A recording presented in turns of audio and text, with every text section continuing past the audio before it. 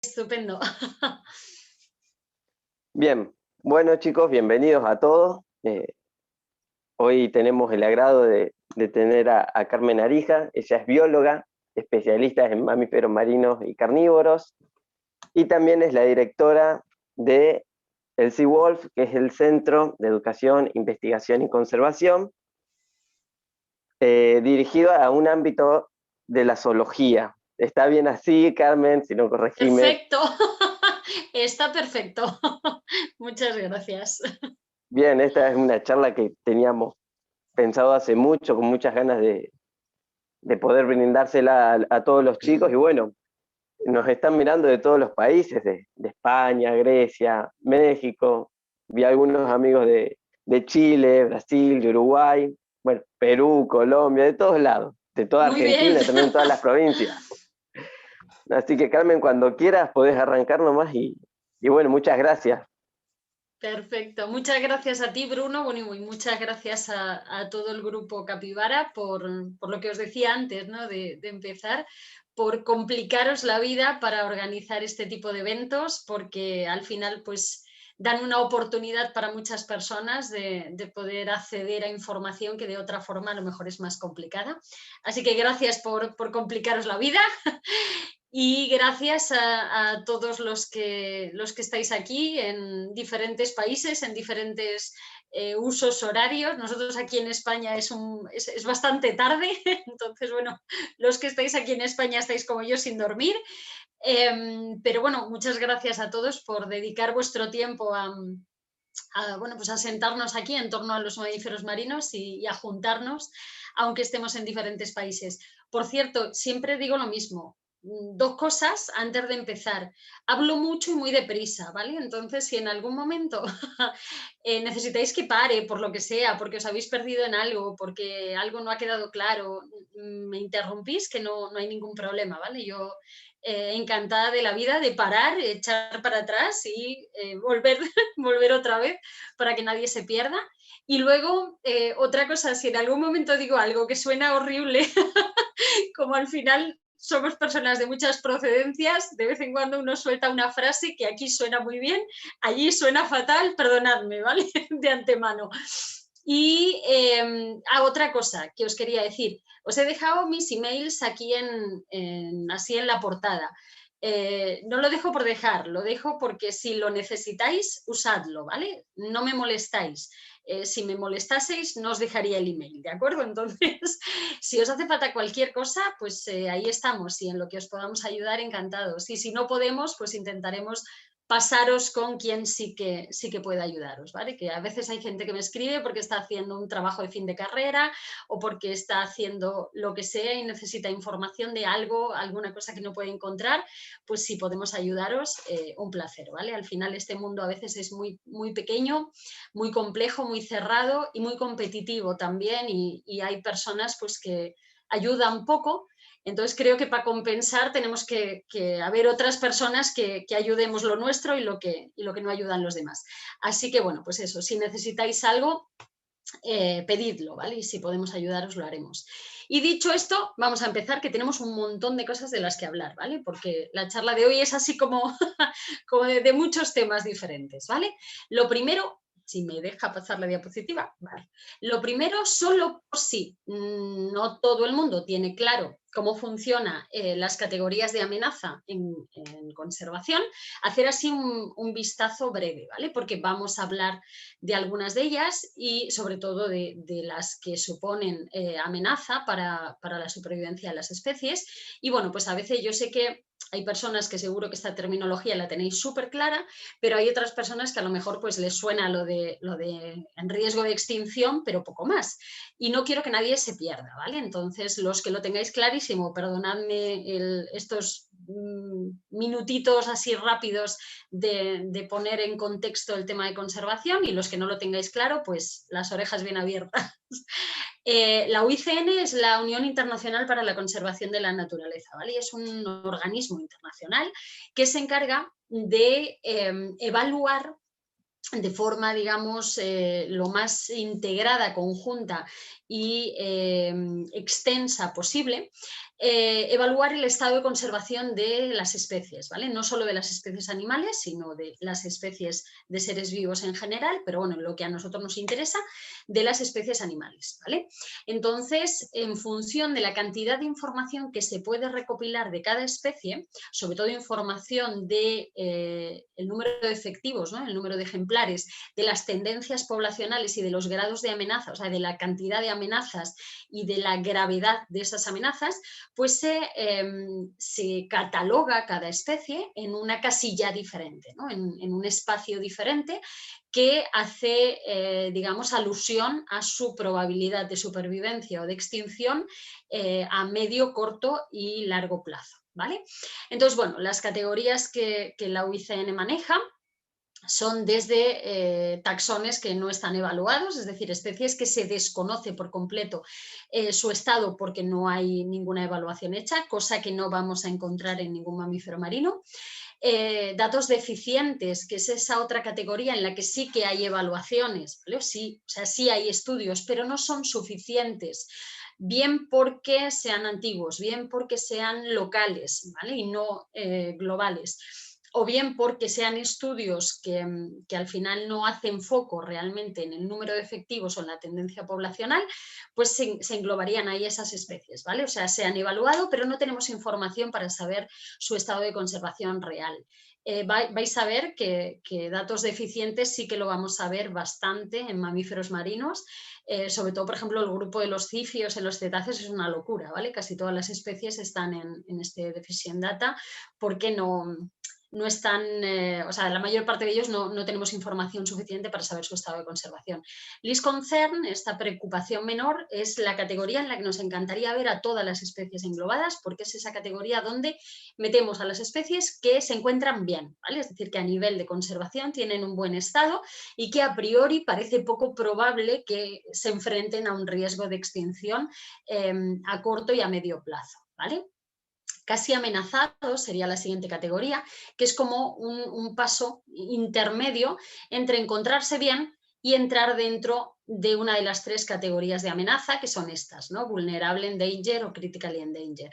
Entonces, ese casi amenazado es bien, no eres un least concern, no estás súper bien, pero todavía no te encuentras en una situación de vulnerabilidad, ¿no? O sea, no estás dentro de las categorías de amenaza, pero si la tendencia poblacional que tiene esa especie continúa, es probable que pase a una de estas categorías de amenaza, de normal a vulnerable, ¿vale? Y las tres que más nos interesan serían vulnerable, endanger y critically endangered. Básicamente, una especie vulnerable es una especie que tiene un riesgo alto de extinción en la naturaleza, ¿vale? A corto o medio plazo. Una endanger tiene un riesgo muy alto y una critically endangered tiene un riesgo extremadamente alto de extinción, ¿vale? Entonces son tres categorías de amenaza. Si una especie está vulnerable, endanger o critically endangered, es que se enfrenta a una realidad o sea, que puede llevar a la posibilidad de la extinción, solo que en diferente grado, ¿vale? Vulnerables sería el más leve, critically endangered son las que están peor. Y aparte de esto tendríamos dos categorías de extinción, ¿vale? Extinto, que es finiquitado, o sea, no quedan ejemplares en ningún contexto, y extinct in the wild, o sea, extinto en la naturaleza, que son situaciones en las que vamos a encontrar especies que han perdido todas las poblaciones en la naturaleza, pero que se mantienen bajo el cuidado del hombre, sea en parques zoológicos, en santuarios o en cualquier otro contexto, ¿vale? Pero no poblaciones naturales, no poblaciones silvestres. Evidentemente, la ventaja de extinto en la naturaleza frente a extinto es que desde las poblaciones que se mantienen en el contexto que sea, se puede trabajar para la recuperación de poblaciones silvestres, como ya se ha hecho en algunos casos con especies que entraron en esa categoría de extinto en la naturaleza y que ahora están recuperando poblaciones silvestres, ¿vale? Por trabajos de conservación ex situ. No vamos a encontrar extintos en la naturaleza dentro de los mamíferos marinos, sí que vamos a encontrar tristemente especies extintas, pero bueno, en esos casos no hemos tenido la oportunidad de tener poblaciones fuera de la naturaleza con las que poder trabajar para evitar la extinción total, ¿vale? Entonces, bueno, esto así por un lado. Ahora nos vamos a los mamíferos marinos, ¿vale? Y ya de aquí vemos conservación de mamíferos marinos. Bueno, lo primero deciros que el grupo de los mamíferos marinos no es un grupo natural, ¿vale? Es decir, no es un grupo taxonómico. Decir mamífero marino es un poco meter ahí en un cajón desastre a gente que viene de diferentes grupos animales y que en realidad no tienen nada que ver entre ellos, ¿vale? O sea, evolutivamente o filogenéticamente no tienen nada que ver, pero sí que tienen muchas convergencias adaptativas. ¿Por qué? Pues porque son mamíferos, todos ellos, y todos ellos tienen una historia evolutiva posterior, ¿no? O sea, previa, común, que es la adaptación que hemos sufrido todos los mamíferos al medio terrestre, a ser efectivos en medio terrestre, a tener un sistema pulmonar que nos permita respirar aire, ¿no? Fuera del agua, a tener una piel queratinizada, quiero decir, a todo lo que a lo largo de nuestra evolución nos ha hecho eficaces en medio terrestre. Entonces, estos animales han regresado en un punto de su evolución al medio acuático y han tenido que readaptar toda la batería de adaptaciones que tenían para ser efectivos en medio terrestre, la han tenido que modificar para poder ser efectivos de nuevo en medio acuático. Evidentemente el grado de adaptación es diferente, de adaptación a medio acuático, quiero decir, es diferente en función del grupo, ¿vale? Tenemos animales como los sirenios, como este manatí, o como los cetáceos, como esa yubarta, que pasan el 100% de su ciclo biológico en el agua, ¿no? Que incluso paren a sus crías dentro del agua. Entonces, pues tienen unas adaptaciones con unos niveles, digamos, de desarrollo mayores de lo que encontramos, por ejemplo, en algunos grupos de mamíferos marinos del orden carnívora, ¿vale? Aunque, por ejemplo, el ejemplo que os he dejado aquí, que es un macho elefante marino, pues ahí estaríamos en los de alto nivel, que, por ejemplo, tienen unas apneas y unas capacidades de inmersión increíbles, ¿vale? Pero bueno, que lo que os decía, estamos ante animales que los consideramos como una unidad, pero básicamente por convergencias adaptativas, ¿vale? Que tengamos claro que proceden de historias evolutivas diferentes y que lo que tienen en común es muy anterior, ¿vale? Se basa en la evolución del grupo de los mamíferos, sin más, pero que después han regresado al agua por diferentes vías, ¿vale? Un poco porque veáis la diversidad. Sirenios, empezamos por el grupo más facilito porque es el que menos especies tiene. Es un grupo que a día de hoy tiene solo 4 especies pertenecientes a 2 familias y que tiene una quinta especie extinta en tiempo histórico, ¿vale? Aquí si hablamos de especies extintas, vamos a hablar siempre de especies extintas en tiempo histórico. Es decir, no son especies que se han extinguido a lo largo de la evolución del grupo, yo qué sé, en el Pleistoceno, ¿vale? Sino que se han extinguido, pues por ejemplo, la vaca marina Steller, que es este animal que tenéis aquí, se extinguió en el siglo XVIII por sobreexplotación directa, ¿no? Es decir, porque la cazamos hasta que la llevamos a la extinción. Y para que os hagáis una idea de la velocidad a la que a veces se producen estos procesos, la vaca marina Steller se describió para la ciencia en un momento y 27 años después de haberla descrito para la ciencia se declaró extinta, o sea que fue fulminante, ¿no? La conocimos, la describimos, la aniquilamos y la declaramos extinta. Y dices, vale, ya está, no nos ha durado ni 2 asaltos. Sí, nos quedan 4 especies más, 3 especies de manatíes que veis aquí y un duongo. Tenemos una diversidad bastante más grande de pinnípedos. Perdonad que la imagen es un poco horrible, pero era para que vierais así diferentes tipos de pinnípedos juntos. Los pinnípedos forman parte de ese orden carnívoro que veíamos antes, aunque no son los únicos mamíferos marinos del orden carnívoro, ahora veremos alguno más. Pero bueno, un poco que veáis la diversidad, ¿no? Que si veníamos de 4 especies actuales y una extinta en sirenios, en pinnípedos ya nos metemos en bastante más, ¿vale? Nos estamos metiendo en 19 especies de focas y 15 especies de otáridos, ¿vale? Más una especie de ovénidos, que son las morsas. Pero bueno, ahora vemos un poco más de todo esto. Y el grupo más diverso de todos sería el de los cetáceos, ¿vale? Bueno, ahí arriba pone Whales of the World, me parece horrible el concepto whales, pero básicamente porque la mayor parte de lo que hay aquí no son ballenas, no son whales, pero me gusta la imagen porque aunque faltan bastantes especies, no están ni de largo todas, pero sí queda una imagen bastante representativa de la diversidad de especies que vamos a tener dentro de los cetáceos, ¿vale? Entonces, simplemente visto así unos pequeños vistazos de los grupos, vamos a verlos con un poquito más de detalle, os cuento algunas cositas, hablamos de conservación y vemos todas las amenazas, ¿vale? Comentaros que este orden Sirenia, pues lo que os decía, es el grupo menos diverso actualmente, porque la diversidad del orden Sirenia fue mucho mayor en otros momentos de su historia evolutiva, pero actualmente pues está bastante limitada a 3 especies de manatíes, ¿vale? El manatí del Amazonas, el manatí antillano o manatí común, ¿vale? Triquecus manatus, y el manatí africano, Triquecus senegalensis. Bueno, el Amazonas, que no os lo he dicho, es Triquecus inundis. Y la familia Dugongidae, que tenía a este dugongo más la vaca marina Steller, Hydroamalis gigas, y ahora mismo, pues, dado que se extinguió la vaca marina Steller, nos quedaría solamente el dugongo. Para que lo sepamos diferenciar así rápido y fácil, la cola, ¿vale? La aleta caudal es completamente diferente. Hay un millón de diferencias más, pero para así de un vistazo tenerlo claro, los dugongos tienen la aleta con una escotadura, ¿vale? Igual que la de los cetáceos, es bastante más ancha que la de los cetáceos, más robusta, pero bueno, la misma forma que la de los cetáceos, y sin embargo, los manatíes tienen la cola en forma de pala. ¿Vale? Los dugongos son más rápidos, por eso también este corte mucho más hidrodinámico de la aleta, y los manatíes pues, son animales más lentos, más tranquilos, ¿vale? Y eso lleva también a que puedan tener una aleta que genere un poco más de turbulencias, porque la velocidad no es un problema para ellos. De hecho, lo veis que está cubierto de alguilla, ¿vale? Pues porque desde luego a grandes velocidades no nadan. Además son animales que viven en aguas bastante cálidas.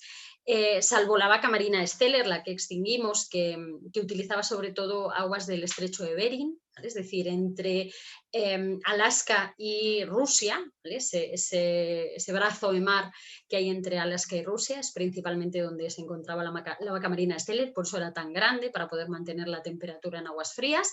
Pero bueno, lo que nos queda del grupo de los sirenios son animales fundamentalmente ligados a aguas cálidas o templadas cálidas, pero en ningún caso aguas frías.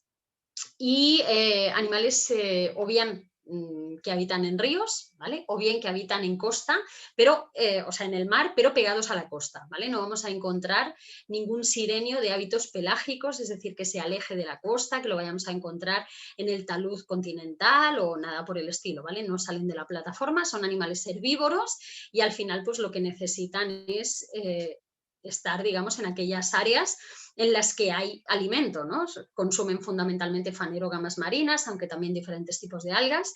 Y claro, pues si las fanerógamas marinas y las algas necesitan luz para fotosintetizar, van a estar en áreas de poca profundidad, o sea, dentro de la zona fótica. ¿Y dónde van a estar los sirenios? Por donde está su comida. No pintan nada fuera de allí, ni en áreas donde no haya luz, con lo cual siempre los vamos a ver en aguas superficiales. Obviamente las capacidades de apnea y de inmersión no son muy grandes, aunque no nos dejemos engañar por su afecto, no se van a sumergir a grandes profundidades, pero pueden hacer apneas bastante largas. Yo he visto manatíes echándose siestas de 20, 25 minutos, además recuerdo uno que se tumbaba así en el fondo con las aletas aquí cruzadas y parecía el pobre que estaba muerto, y de vez en cuando salía, respiraba y se volvía a dejar caer y continuaba durmiendo.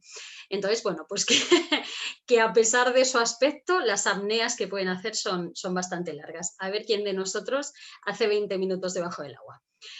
En cuanto al grupo de los carnívoros, a ver, os hago así una síntesis rápida. El orden carnívora, o cuando hablamos de carnívoros, no hablamos de animales que comen carne, sino que estamos hablando de carnívoros a nivel biológico, ¿vale? Taxonómico.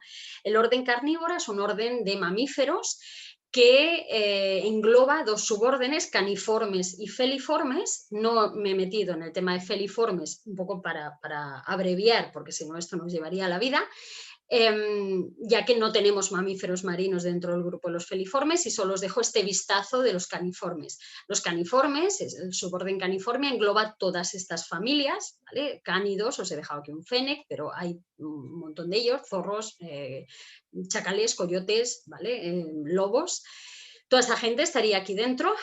Mustélidos, os he dejado por aquí, por ejemplo, este armiño, pero veis que los mustélidos los tenemos rodeados con un circulito, es porque tenemos gente que nos interesa aquí en Mustelidae.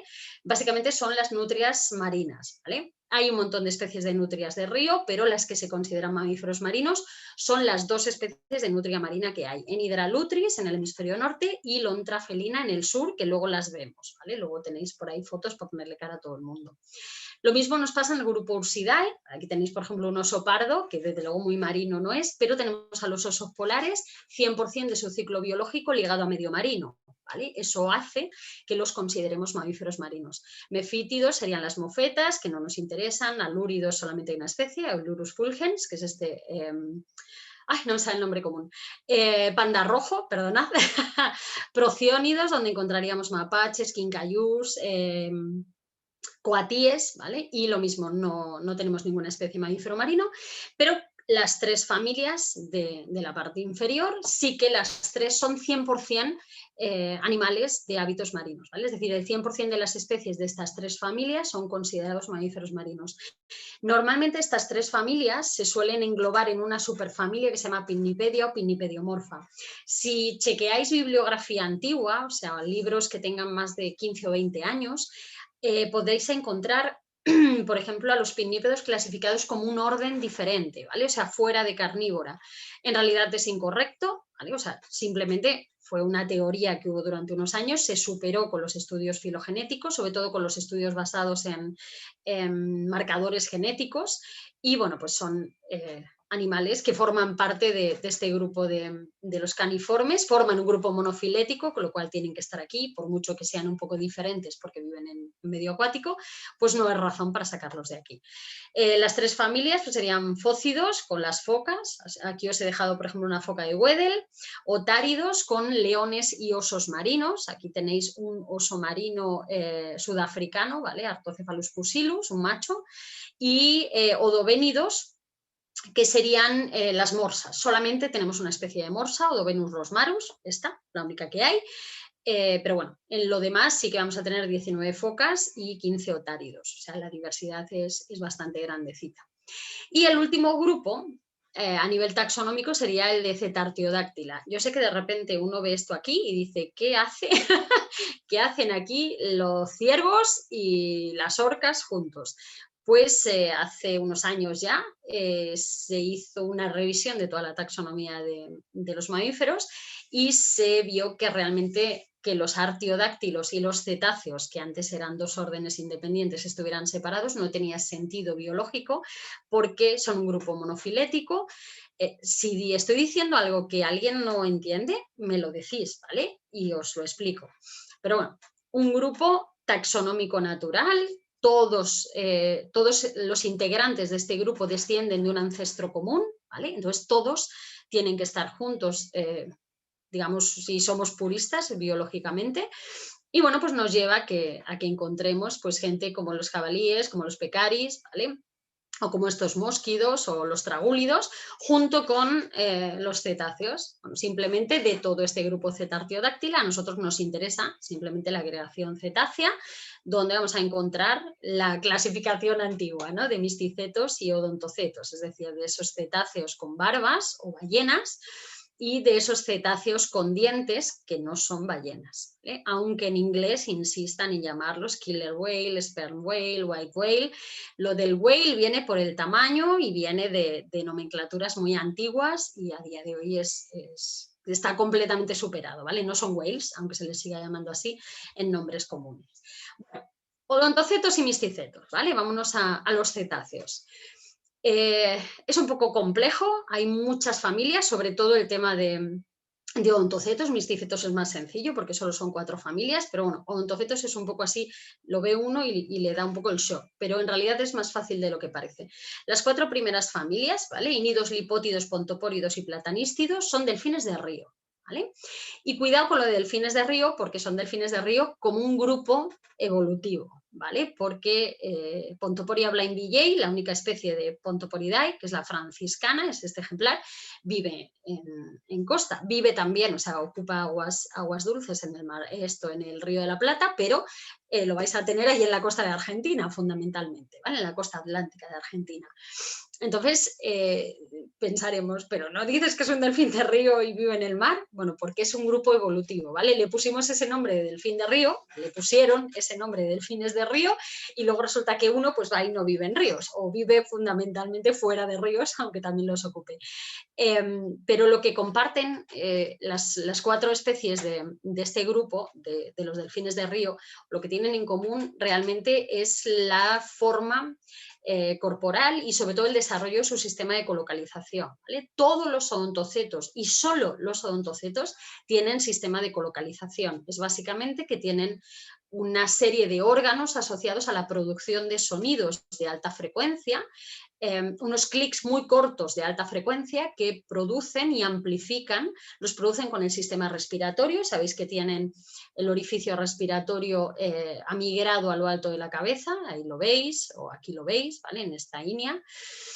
Y bueno, pues tiene un conducto respiratorio complejo, formado o compuesto por sacos aéreos y por unos labios fonadores, labios fónicos o labios de mono, como también se les llaman, que utilizan para producir sonido, ¿vale? Supongo, yo me he traído un globo, pero supongo que esto todos lo habéis visto alguna vez en vuestra vida. El globo lo tengo un poco ya hecho un asco porque siempre utilizo el mismo globo por aquello de reutilizar y está ya todo pegado, pero supongo que todos en la vida habéis hinchado un globo alguna vez y sabéis lo que ocurre cuando, a ver si quiere, porque está... ¡Ah! No me deja, está tan hecho un asco. Lo intento otra vez. Bueno, mi globo me está fallando. Algo de sonido ha producido, me está fallando, pero no es porque no funcione el sistema, sino porque no funciona el globo que está todo pegado. Básicamente funciona así, ¿vale? Van a tener sacos aéreos, como nuestro globo hinchado, y van a tener una zona en la que se estrecha el conducto respiratorio y por fricción del aire al pasar a gran velocidad junto a las paredes de esa parte más estrecha va a generar un sonido, simplemente por fricción. Entonces, básicamente lo que ellos hacen es llenar estos sacos respiratorios, de aire, se llaman sacos respiratorios o sacos aéreos. Después van a comprimirlos, van a poner el aire en movimiento dentro del respiratorio, que está, digamos, contenido entre el espiráculo cerrado y la laringe, que tienen la capacidad de bloquearla. Y básicamente lo que hace es que el aire, al aumentar la presión, porque los sacos aéreos se van comprimiendo, pues aumenta la velocidad, ¿vale? Simplemente comprimen los labios de mono después, o los labios fonadores, producen un sonido. Entonces, generan sonidos con la nariz, ¿vale? Con el respiratorio.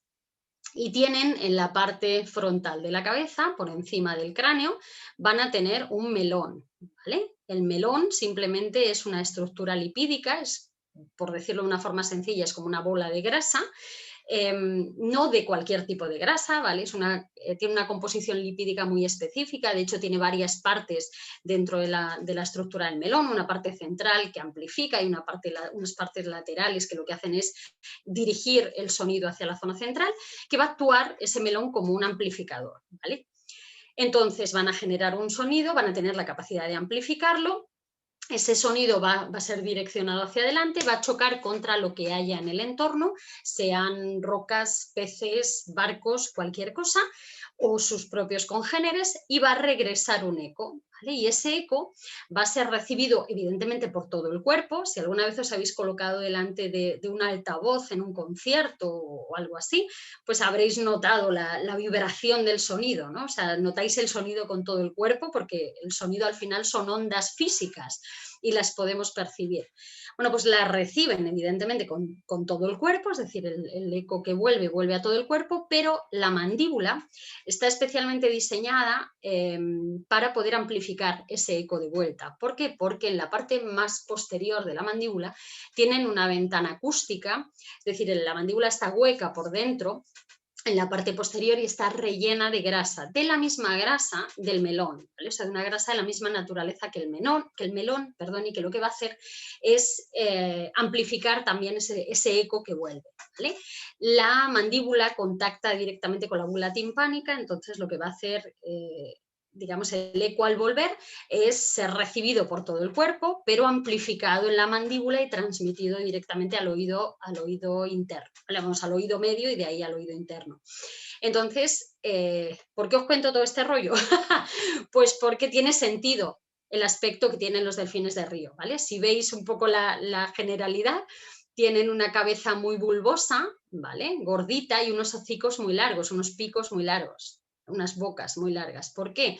Pues porque tienen gran capacidad de amplificación de sonido y gran capacidad de recepción de sonido. ¿vale? ¿Por qué? Porque viven en entornos donde el agua es turbia y la iluminación es pequeña, ¿vale? Son animales que se han desarrollado en ríos, aunque luego la franciscana se nos haya salido al mar y haya decidido que en costa se vive mucho mejor y que se ha adaptado, ¿vale? a medio costero, pero la realidad es que es un grupo originario de entornos fluviales, ¿vale? Si os fijáis, este platanista gangética, que es el delfín del Ganges, tiene un ojo minúsculo, ¿vale? Parece casi que le han pegado una puñalada en vez de, en vez de tener un ojo, es muy, muy pequeñito. De hecho, normalmente se le llama el delfín ciego del Ganges, que no está ciego, pero realmente su visión es bastante limitada, ¿vale? Entonces, simplemente porque pongáis nombre, el hipótidos sería el hipotes vexilífer, este baiji o delfín del río Yangtze en China. Platanístidos ya os dije, platanista gangética, el delfín del Ganges y el Indo. Ínidos tendríamos a este boto o delfín rosa del Amazonas, vamos, de toda la cuenca amazónica, y la franciscana. Entonces, esos son los delfines de río. Luego tenemos a los cachalotes en medio, ¿vale? Que sería toda esta franja en medio. Hay dos familias diferentes de cachalotes. Physeteridos, que tienen una única especie, lo que todo el mundo conoce como un cachalote, que es Physeter macrocephalus, ¿vale? El cachalote grandote. Y luego tenemos los cógidos, que son dos especies mucho menos conocidas por la mayor parte de las personas, que son el cachalote enano y el cachalote pigmeo, ¿vale? Cogia sima y cogia brevíceps, que son bastante más chiquititos. Estamos hablando de el pigmeo es una especie de 4 metros y el enano de solo 2, ¿vale? Especies mucho más pequeñitas que, bueno, pues tienen una morfología bastante diferente a cualquier otro cetáceo, básicamente porque su estrategia vital es imitar a los tiburones, parecen tiburones, la posición de su boca es ventral, como en el caso de los tiburones, el hocico, veis que simula un poco esa forma que tiene el hocico de los tiburones y además tienen aquí, no sé si lo apreciáis, un contraste de color que simula la posesión de hendiduras branquiales. Obviamente no tienen branquias ni nada que se les parezca, simplemente tienen ahí unas marcas de colores que simulan esas branquias de los tiburones, esas hendiduras branquiales de los tiburones. ¿Por qué? Porque se sumergen a bastante profundidad para alimentarse, donde hay depredadores bastante grandes y potentes que podrían predar sobre ellos. Si tú pareces mucho más peligroso de lo que eres, pues la probabilidad de que te depreden disminuye, ¿no? Y tu éxito evolutivo aumenta. Y esa básicamente es la estrategia biológica de este grupo de los cógidos, ¿vale? Pero bueno, lo que os decía, solo dos especies. Además de los delfines de río y de los cachalotes, tenemos 4 familias más, ¿vale? Monodóntidos es donde tenemos a narvales y belugas, ¿vale? Los narvales, una única especie, monoceros, es esa especie que tiene un diente extremadamente largo que sale de la mandíbula superior, no es un cuerno ni nada que se le parezca, aunque veáis por ahí en Google dibujos horribles de una especie de delfín gordo con un cuerno que le sale de la frente, eso no es cierto, no es, o sea, es mentira, es un diente. Normalmente es un solo diente, aunque se han encontrado algunos ejemplares con 2 dientes, ¿vale? Uno de cada hemimandíbula superior, pero sería uno. Y la otra especie que forma parte de este grupo sería la beluga, ¿vale? Que tenéis aquí, que bueno, es Delphinapterus leucas. Solamente tendríamos esas 2 especies. Las 2 son especies árticas, ¿vale? Circunscritas al círculo polar ártico, al océano ártico. Delfinidae es el grupo o la familia de los delfines oceánicos. Cuidado, igual que en el caso de los delfines de río, que no nos equivoquemos con el nombre, delfines oceánicos no significa que todos vivan en medio oceánico. El 99% sí, pero luego tenemos gente como Sotalia fluviatilis, por ejemplo, que lo tenemos en la cuenca del Amazonas, y dice, bueno, pero estos no eran los marinos y los otros los de río.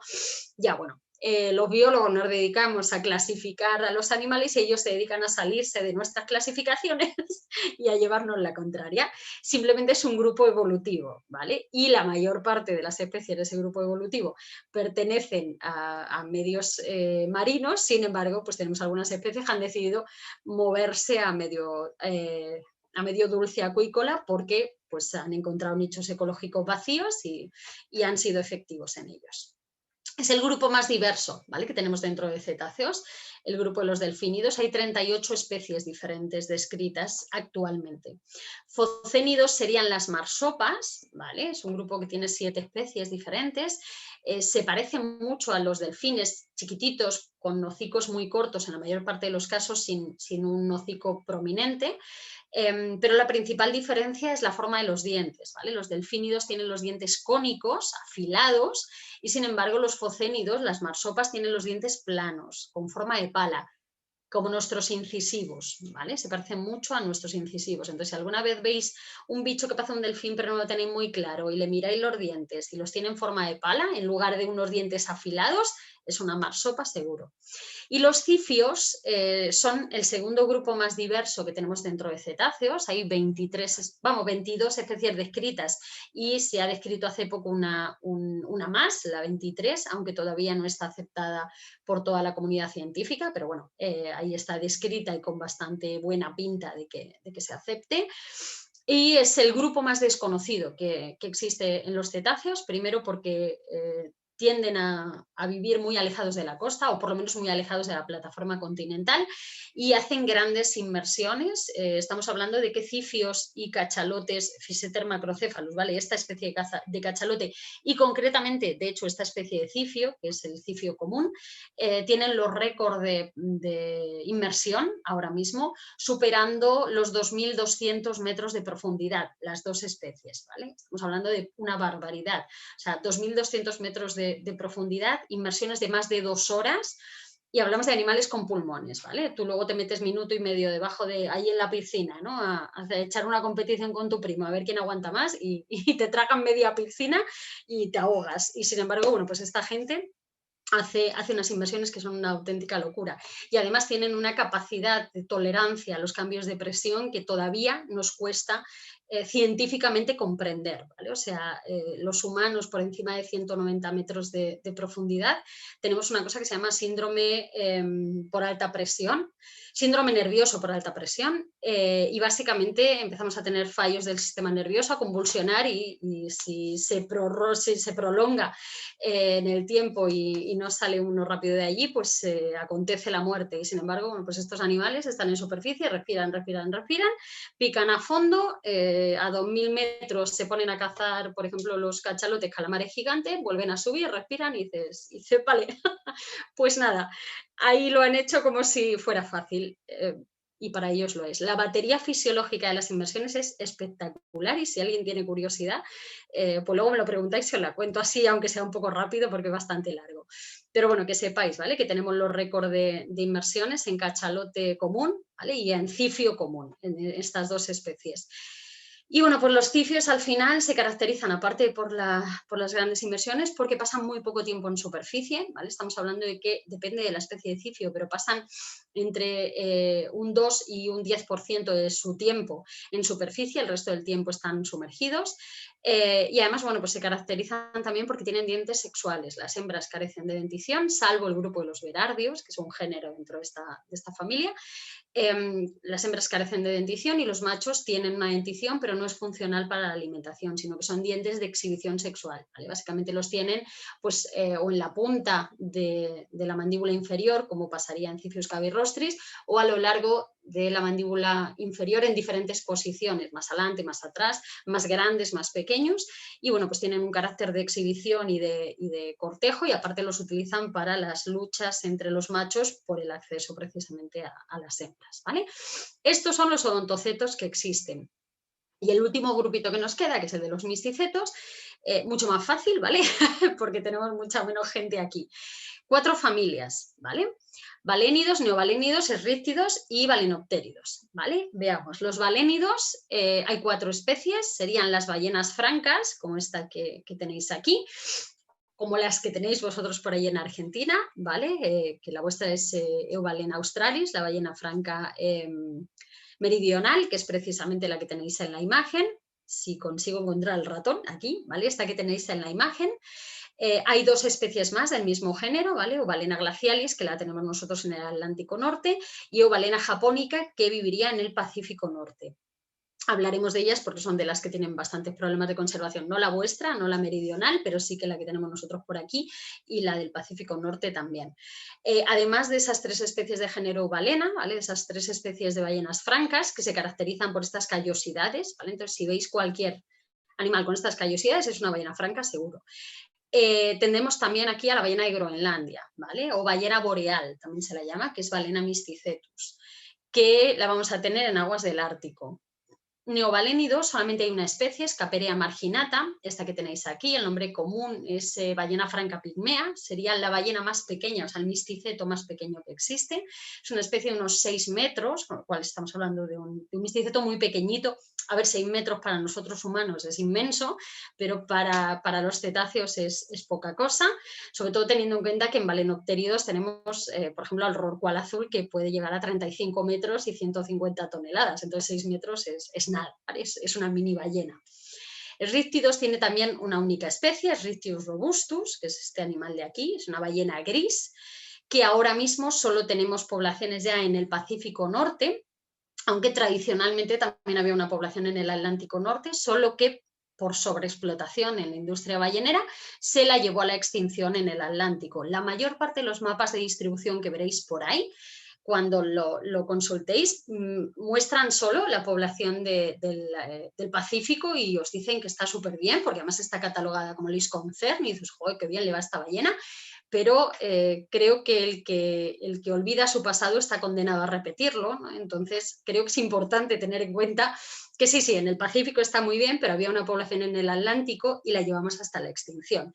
Entonces, cuidado, que es una especie que no lleva bien la sobreexplotación, porque ya lo hemos demostrado en el pasado. Se extinguió del Atlántico en el siglo XVII, ¿vale?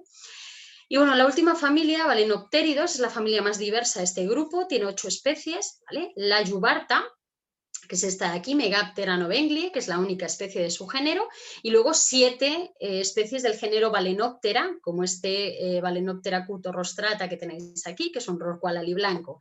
Pues bueno, tendríais 7 diferentes. Todos los rorcuales tienen el mismo aspecto en cuanto a la forma corporal y simplemente van cambiando de tamaño, ¿vale? Desde el más pequeñito que tenemos, que es el aliblanco, hasta el más grandote, que sería el rorcual azul, ¿vale? O la ballena azul, como se la conoce comúnmente, pero bueno, es un tipo de rorcual, ¿vale? Hasta aquí la diversidad que tenemos de grupos dentro de los mamíferos marinos.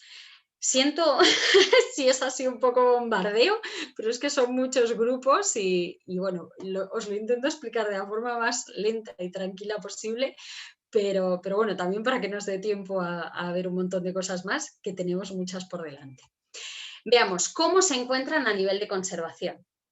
Pues mira, a mí me gusta mucho hacer las cosas gráficas porque creo que lo de que una imagen vale más que 1000 palabras es totalmente cierto. Entonces siempre utilizo quesitos de estos, ¿vale? Como los del Trivial. Básicamente con una escala de colores, ¿no? El verde es bien, es Lis Concern, es lo que querríamos ver en todos los quesitos.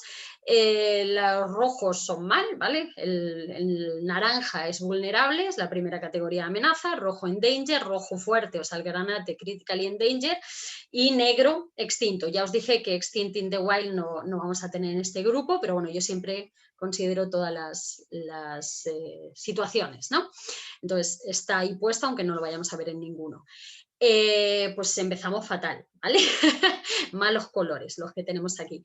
Tenemos 5 especies, que es lo que os comentaba antes, y una de ellas está extinta, la vaca marina Steller, ¿vale? Hydrodamalis gigas, nos la hemos cargado. Pero claro, las 4 que quedan, que no os lo había dicho antes, solo que quedaban 4, pero no como estaban, pues están las 4 catalogadas como vulnerables, ¿vale?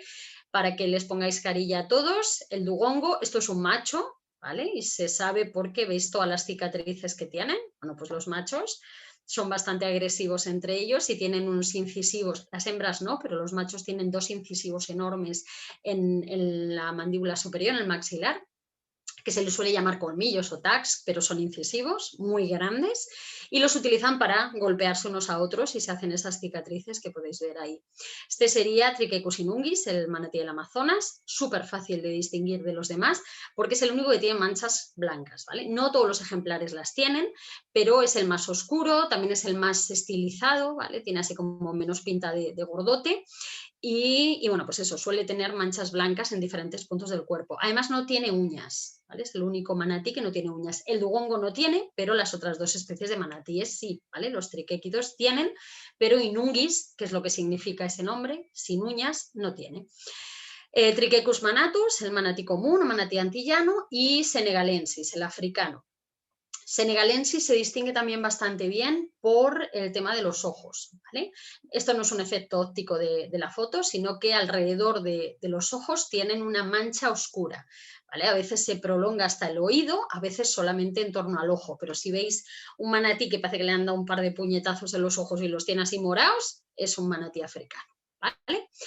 Bueno, pues muy mal estado de conservación el de este grupo. Luego veremos las amenazas que tienen, pero básicamente el vivir, sea en río o sea en la costa, muy cerca de la costa, los hace muy accesibles a la caza y también los pone, digamos, en el punto de desarrollo de la mayor parte de las actividades humanas, ¿vale? Y eso genera muchas colisiones con embarcaciones y, bueno, pues al final muchos problemas de mortalidad asociados, por ejemplo, a contaminantes, a muerte directa, ¿vale? O sea, caza directa, sea legal o ilegal, depende del contexto y de la especie.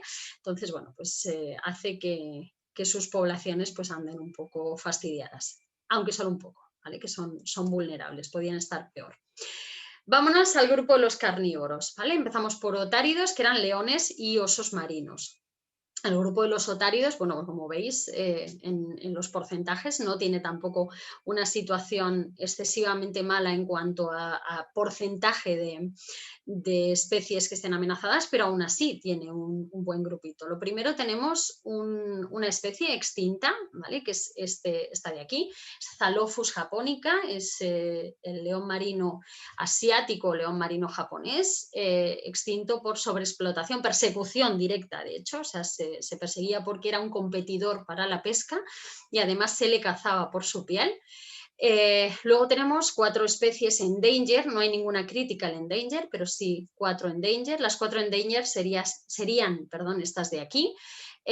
Zalophus wolbachii, el león marino de Galápagos, Artocephalus galapagoensis, el oso marino de Galápagos, o sea, en Galápagos, bueno, Artocephalus galapagoensis solo lo tenemos en Galápagos y Zalophus wolbachii en Galápagos y también en la costa de Ecuador.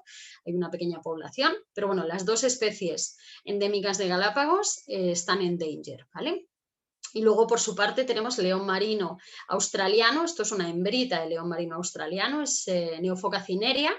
Y esto es un macho de león marino neozelandés, ¿vale? Entonces tenemos en endanger las 2 especies de Galápagos, león y oso marino. Allí los llamáis, perdonadme, que es la costumbre de utilizar la terminología europea, lobo de un pelo y lobo de 2 pelos, ¿vale? Entonces tendríais el lobo de un pelo de Galápagos y el lobo de 2 pelos, pero bueno, para eso los nombres científicos, que son lo mejor: Zalophus wolbachii, Artocephalus galapagoensis, Neophoca cinerea y no os he dicho, el de Nueva Zelanda es Phocartos hockeri, ¿vale? Las 4 especies en danger. Y la vulnerable que tenemos es un osito también, es el oso marino septentrional, la especie sería Calorhinus ursinus, ¿vale? Un género diferente de este oso, que estaría ahora mismo en situación de vulnerabilidad. La mayor parte de los problemas que tienen esta gente han sido, por un lado, persecución directa por la piel y luego, por otro lado, muchos problemas con las pesquerías, de interacciones con las pesquerías, ¿vale? Si nos vamos al grupo de las focas, de los fócidos, pues el porcentaje de especies en buenas condiciones es mayor, con lo cual, bueno, es bastante esperanzador este tema, pero aún así tenemos gente con problemas. Lo primero, una especie extinta, ¿vale? Que sería, bueno, antes de deciros quién sería, 3 especies de focas monje en el mundo, ¿vale? O sea, tenemos la mayor parte de las especies de focas, las tenemos o focas árticas o por lo menos del norte del hemisferio norte, ¿vale? Porque hay algunas que son árticas y otras que las tenemos en el norte de Europa, pero en el norte, focas antárticas, ¿vale? Y luego tenemos las focas monje que ocupan áreas de aguas cálidas, ¿bien? Y luego focas que viven en mares o lagos interiores, ¿vale? ¿Quiénes son las que peor están? Pues las que viven cerca de nosotros. Las focas monje que viven en aguas más cálidas, 3 especies, ¿vale? Neomonachus tropicalis, Neomonachus sauislandi y Monachus monachus, y las 3 las tenemos aquí. Neomonachus tropicalis, la foca monje del Caribe, extinta. Y luego las otras dos, la de Hawái, que es Neomonachus sauislandi, y Monachus monachus, la foca monje del Mediterráneo, en danger, ¿vale? Y la tercera en danger sería la foca cáspica, que es Pusa cáspica, la especie, y que vive en el mar Caspio. Y dices, vale, o sea, tenemos las focas monje que viven en regiones más cálidas, donde la presión humana es muchísimo mayor, o sea, viven más cerca de nosotros, y la otra es una especie que vive en un mar interior, ¿vale? Ahí en mitad de Rusia, con una interacción con los humanos extremadamente alta, ¿vale? De hecho, tiene muchísimos problemas de bycatch, de pesca accidental en pesquerías de esturión. De hecho, pesquerías ilegales de esturión, pero bueno. Y la especie vulnerable que nos queda sería la foca de casco, es una de las focas árticas, pero es una foca que ha sufrido bastante explotación por parte de los humanos. Primero porque se come, ¿vale? Se consume la carne, tanto hay un consumo humano como se utiliza muchísimo para hacer piensos para alimentación animal, porque la carne y la grasa son muy, muy nutritivas y al final, bueno, pues producen piensos de forma muy barata con un valor energético muy alto. Y además porque las crías tienen un pelaje muy valorado en peletería. Esta especie no es esa que aparece en las matanzas anuales que se hacen en Canadá, eso sería la foca pía, pero la foca pía está catalogada aquí en Lisconcer, Spagophilus groenlandica. Pero bueno, al paso que van las matanzas anuales de crías, pues dentro de poco la tendremos aquí en alguna de las categorías de amenaza, probablemente en vulnerable. Pero bueno, esta especie, que no os he dicho, es Cistófora cristata, el nombre. También ha tenido mucha persecución por el tema de la peletería, sus crías, porque tienen un pelaje pues, que es muy, muy apreciado, ¿vale? Aquí os he metido una mezcolanza de especies para no haceros al final 3 diapositivas diferentes, os los he colocado todos juntos, son el resto de los carnívoros que quedan. Era familia Odovenidae, familia Ursidae, familia Mustelidae, todos mal. Morsa y oso polar, vulnerables. Y las 2 especies de nutrias marinas, Lontra felina y Enhidralutris, en danger, ¿vale? A las morsas y a los osos polares el cambio climático les está afectando mucho, pero previo al cambio climático han tenido una gran presión de caza, ¿vale? Sobre todo de caza deportiva, como digamos como trofeos deportivos, como el que se va a Tanzania a pegarle un tiro a un león para luego poner la piel en la pared, porque hay gente para todo, pues se han cazado mucho las morsas por los colmillos y los osos polares pues, por el mismo motivo que un león, ¿vale? Como un trofeo de caza deportiva. De hecho, todavía siguen cazándose las 2 especies. Y en el caso de las nutrias marinas, sobre todo la mayor incidencia ha sido caza por parte de industria peletera. ¿Vale? Tienen un pelaje, sobre todo en Hydralutris, pero en realidad las 2, que es muy suave, muy, muy abrigado y además que es muy resistente al agua, entonces, o sea, muy impermeable por la constitución del pelo, no solo por la grasa que cubre el pelo, sino por la propia constitución del pelo. Tienen unas escamas en la cutícula del pelo que se entrelazan y hace que al final sea un pelo con una espesura muy especial y con una, digamos, impermeabilización que no la hay en otros animales, salvo en los osos marinos, en parte del grupo de los otáridos, que también por eso se les ha cazado mucho por el pelaje. Y bueno, pues está prohibida la caza de lontra felina a día de hoy, pero por ejemplo en Hydralutris, en Alaska, se sigue capturando, ¿vale? A pesar de estar en danger, cosas que no entran en la cabeza de nadie, pero que se siguen haciendo. Grupo de los misticetos, de las ballenas, pues bueno, como veis, la mitad de las especies se encuentran en buen estado y, bueno, en realidad un poco más de la mitad porque tenemos aquí un casi amenazado, pero seguimos teniendo aquí 5 especies bueno, 4 sobre todo, porque esta es desconocido el estado, que sería el rorcual tropical, pero bueno, estas especies, estas 5 especies que tienen una situación ahí un poco más compleja. Tenemos una especie critically endangered, la ballena franca del Atlántico Norte, ¿vale? Es decir, Eubalena glacialis. Las endangered serían la otra del norte, ¿vale? Hay 3 especies de ballenas francas, ¿recordáis? La argentina, que es Eubalena australis, que estaría aquí, está bien, y luego tenemos glacialis, la del Atlántico Norte, critically endangered, y la del Pacífico Norte, endangered. Junto a ella vamos a tener al rorcual azul, ¿vale? Que es Balaenoptera musculus, ¿vale? Esta especie, y al rorcual boreal, ¿vale? Que es Balaenoptera borealis. Para que nos hagamos una idea, rorcual azul es el más grande, rorcual común es el segundo y rorcual boreal es el tercero en tamaño, empezando por arriba. Los tenemos aquí a los tres. El azul en danger, el común, el segundo en tamaño, es vulnerable, y el boreal en danger. ¿Por qué esta gente está en esta situación, tanto las francas como estos rorcuales? Por la industria ballenera, ¿vale? Se ha hecho una presión enorme por parte de la industria ballenera en estas especies, sobre todo al principio en Eubalena glacialis, en la que teníamos en el Atlántico Norte, porque la industria ballenera comenzó en el Atlántico Norte y porque cuando comenzó la velocidad de los barcos era escasa y también el calado de los barcos, eran barcos pequeños, poco resistentes, y bueno, pues primero no eran capaces de alcanzar a estos animales que son muy veloces nadando, y segundo no eran capaces de llevarlos hasta la costa, porque la flotabilidad post-mortem de los rorcuales es muy escasa. Pocos minutos después de morir comienzan a hundirse. Sin embargo, la flotabilidad post-mortem de las ballenas francas es muy elevada, lo que significa que pueden pasar muchas horas flotando antes de comenzar a hundirse.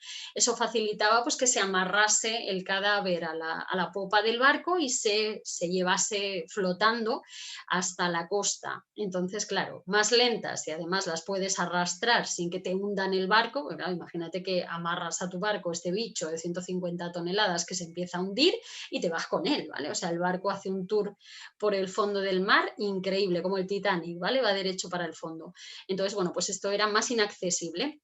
Sin embargo, según empezó a evolucionar tanto la navegación como la industria ballenera, se empezaron a desarrollar barcos mucho más veloces, mucho más grandes, barcos factoría que directamente despiezan a los rorcuales en alta mar, y empezó pues se continuaban cazando estas especies, pero se empezaron a capturar las especies de rorcuales mucho más grandes, de mucho más peso y mucho más rentables económicamente. Entonces, bueno, pues la triste historia de estos animales es que se los ha cazado hasta llevarlos a las situaciones que tienen hoy día. Aparte de los misticetos, el grupo de los odontocetos. El grupo de los odontocetos es el más variado de todos, es donde tenemos más cantidad de especies, entonces os lo he dividido en varias diapositivas para que no sean aquí 1500 fotos de bichos juntos y los podáis ver bien.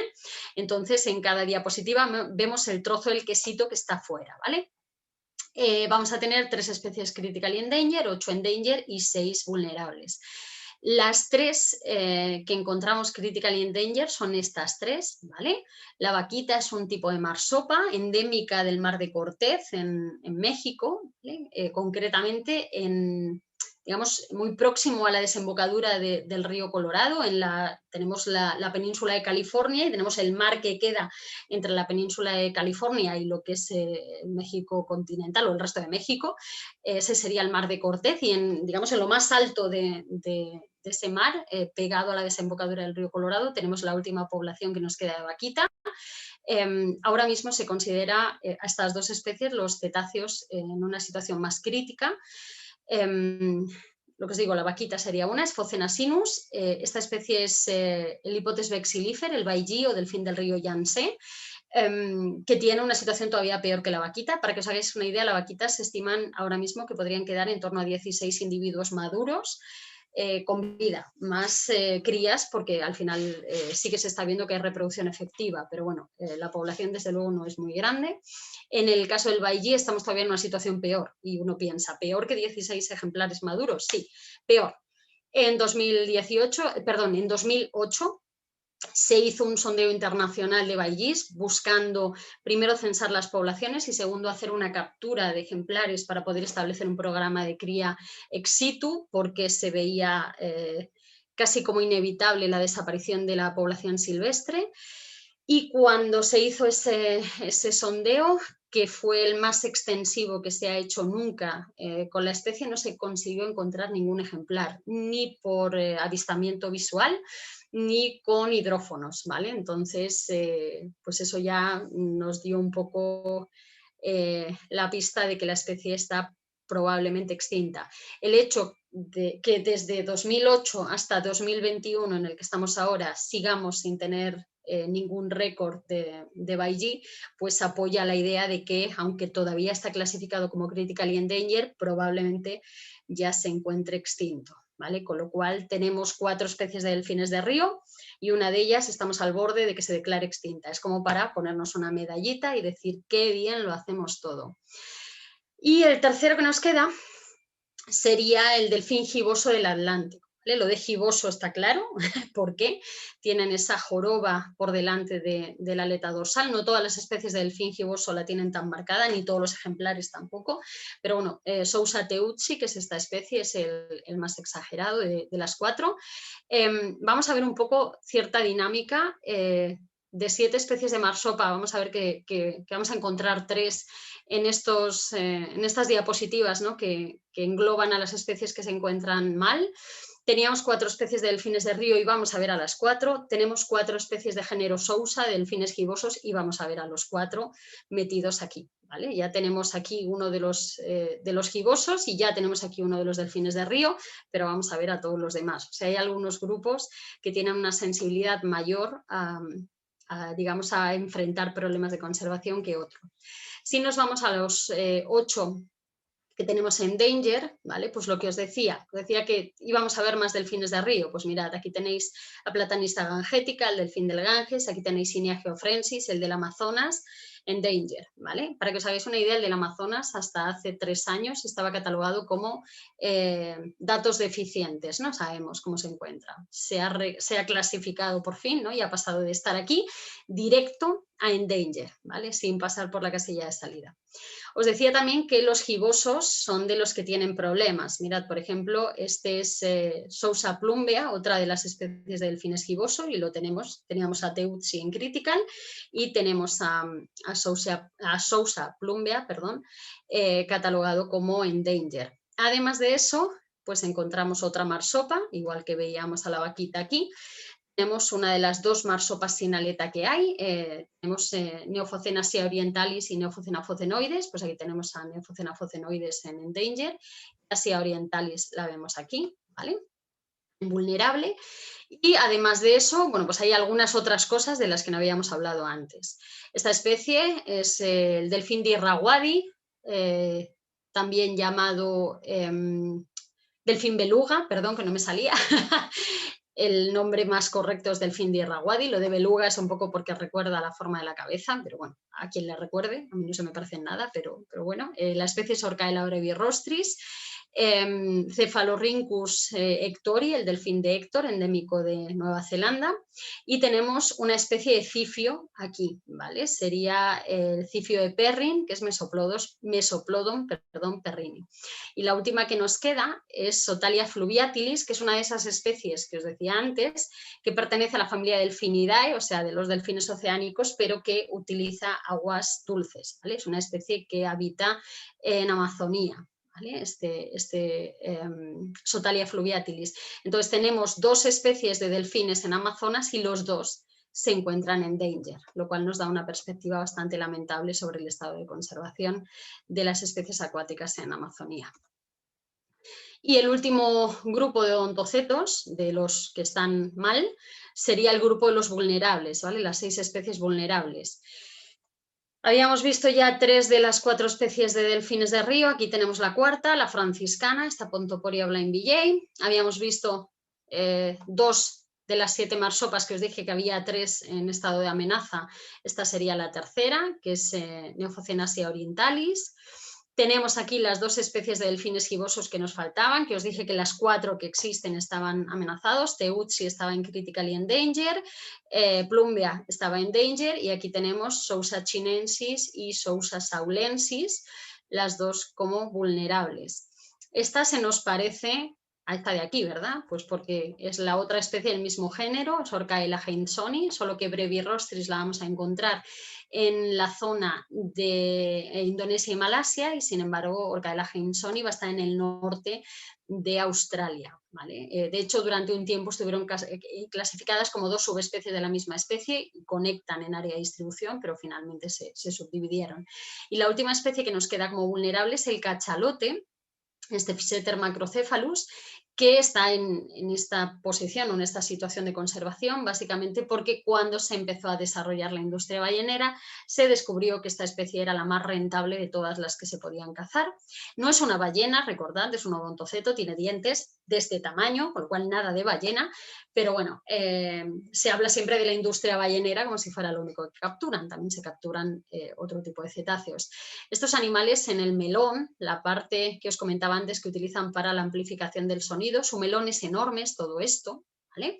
Y su melón está como subdividido en dos partes. La parte inferior la llamamos junk porque a nosotros no nos sirve para nada y entonces la consideramos basura, pero la parte superior, que se llama órgano espermaceti, tiene un aceite, una grasa, la constitución lipídica, vaya, es muy específica, nadie más la tiene, solamente esta especie, y es muy valiosa, ¿vale? Muy valiosa primero porque se ha utilizado como combustible durante siglos, dado que tenía muchísima más durabilidad, pero también porque se ha utilizado en industria cosmética como fijador, ¿vale? de aromas, como fijador en perfumería, pero sobre todo ahora porque se utiliza como lubricante industrial. ¿Vale? La mayor parte de los problemas que hay con los lubricantes industriales es que se queman muy rápido a altas temperaturas. Sin embargo, la grasa, el melón de estos animales, de los cachalotes, tiene una tolerancia enorme a los cambios de temperatura. Entonces, la vida útil que tiene en la industria, sobre todo en la industria metalúrgica, es muy superior a cualquier otro tipo de lubricante, porque a pesar de esos cambios de temperatura tan bruscos, sobre todo de esas temperaturas tan altas, ese aceite sigue manteniéndose funcional durante más tiempo y eso pues ha supuesto pues que esta especie esté en una situación de riesgo de extinción, ¿vale? Y bueno, pues visto todo esto que no da así como muy buenas esperanzas, vamos a ver cuáles son las amenazas, que creo que salimos de mal y nos metemos en peor, pero bueno. Vamos a encontrar situaciones de explotación directa, de competencia y explotación de recursos, de interacciones con pesquerías, ¿vale? Y bycatch, que es la pesca accidental o incidental, fragmentación y degradación de hábitat, contaminación, sea química, acústica o por residuos sólidos, colisiones con embarcaciones, el turismo, sobre todo cuando está mal gestionado o no se encuentra legislado, el problema del cambio climático, que en realidad está afectando a todas las especies, pero bueno, hay algunas que tienen una incidencia más directa o más inmediata. Y luego, por ejemplo, que están apareciendo o se están expandiendo nuevas enfermedades. Y por poneros una que es la que ahora mismo aterra a todos los que trabajamos con mamíferos marinos, es el morbillivirus, ¿vale? No es la única enfermedad que afecta a estos animales, pero el morbillivirus está completamente desbocado y se considera a día de hoy el patógeno más peligroso para la supervivencia de los mamíferos marinos. Bueno, os comento así o vemos un poco así todas estas cosas. Veamos. Siento algunas de las imágenes, ¿vale? Siempre intento ser poco escarniosa en las imágenes, pero alguna cae. Veamos, el seal hunting, y digo seal entre comillas porque, bueno, seal significa foca y aquí hay cosas que no son focas, pero se le llama seal hunting a la actividad de caza de pinnípedos, entonces mantengo el término, pero le pongo las comillas porque a mí me duele ver otáridos llamados focas. Para que os hagáis una idea, lo que os comentaba antes, ¿vale? Canadá, que lleva años capturando crías de Pagophilus groenlandica, ¿vale? De foca de arpa o de foca pía. Para que os hagáis una idea, las estimas dicen que en los últimos 10 años se han capturado unos 2 millones de crías, lo cual es una auténtica barbaridad. Estamos hablando de porcentajes enormes de las crías nacidas, pero no hace falta que nos quedemos en Canadá con Pagophilus groenlandicas y que nos vamos a Namibia y vemos, ya no estamos hablando de focas, sino de otáridos, Artocephalus pusillus, que es el oso marino sudafricano, bueno, concretamente Artocephalus pusillus, la subespecie pusillus. Básicamente pues se capturan las crías por la piel y se capturan también muchos machos jóvenes por el báculo. El báculo es un hueso que tienen en el pene los carnívoros, incluidos los pinnípedos, y que bueno, pues se le atribuyen ciertas como cualidades mágicas casi, ¿no? O sea, relacionadas sobre todo con la virilidad y con temas de reproducción humana, entonces se capturan para extraer ese báculo y aparte, bueno, las crías por el tema del pelo, de la piel, ¿vale? Del pelaje. Entonces, esta estima es de 2016 y, bueno, la estima que se hizo es que el 79% de las crías que nacieron ese año se capturaron, se mataron. Entonces, estamos hablando casi el 80% de las crías nacidas en una población de una especie masacradas. Es algo que es absolutamente insostenible a largo plazo, pero ahí estamos. Groenlandia captura, Islandia captura, Noruega, Suecia. En Finlandia, por ejemplo, para que os hagáis una idea, se hacen safaris de caza de Alicerus gripus, que es la foca gris, ¿vale? Rusia tiene también capturas similares a las que se llevan a cabo en Canadá, solo que hace unos poquitos años ha legislado una prohibición de capturar crías de menos de un año, ¿vale? Entonces solamente se pueden capturar subadultos o adultos, en ningún caso crías recién nacidas, lo cual por lo menos da un respiro a las especies. En Dinamarca vamos a tener también capturas, en Estados Unidos, sobre todo en Alaska, concretamente en Alaska, no las tenemos fuera de ahí. Y aparte de este seal hunting, lo que os comentaba antes, ¿vale? Tenemos caza deportiva de osos polares en Canadá, la tenemos también de morsas, que quiero decir, no la he puesto específica, pero la tenemos en Alaska, la tenemos en Canadá, ¿vale? Y lo que os comentaba antes, caza de nutrias marinas, a día de hoy todavía se realiza en Alaska. Las estimas, bueno, los datos que os puedo facilitar, es 24 años de estimas que tengo, vamos, de estimas no, perdón, de registros, o sea, no es una estima, son registros reales, del 89 a 2013 se capturaron 19.625 nutrias marinas, en Hydras lutris todas. Estamos hablando de una especie que está catalogada como endangered, ¿vale? O sea, son cifras absolutamente insostenibles. La situación de la especie va dramáticamente hacia salir de endangered para entrar en critically endangered y sin embargo se sigue permitiendo. En fin, continuamos con explotación directa. Para que os hagáis una idea, todas las especies de sirenios actualmente se cazan, ¿vale? O sea, la vaca marina Steller la extinguimos por sobreexplotación y nos hemos propuesto, pues, a llevar al mismo camino al resto de las especies de sirenios que tenemos. En Amazonía sigue existiendo caza furtiva de Trichechus manatus, de Trichechus inunguis, que es el de Amazonas, aunque está prohibida la caza legal, o sea, no hay caza legal, es caza furtiva. En Estados Unidos existe caza deportiva de Trichechus manatus. Aquí os he dejado, por ejemplo, titular de noticias en un diario en 2016, cuando se abría la temporada de caza de manatíes en Miami. Y bueno, os dejé, por ejemplo, extraído de la propia noticia, los datos sobre lo que se puede cazar, ¿no? Cada cazador que tenga permiso puede cazar 10 manatíes por estación de caza y como mucho 3 al día, pero hasta 10 en la estación completa.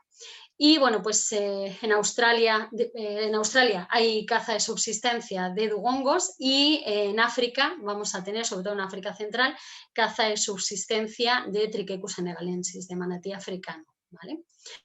Siento la imagen del dugongo siendo despiezado, pero esto es parte de la realidad que hay. Por cierto, esto es un montaje y además malísimo, ¿vale? Pero era la imagen que aparecía asociada a la noticia.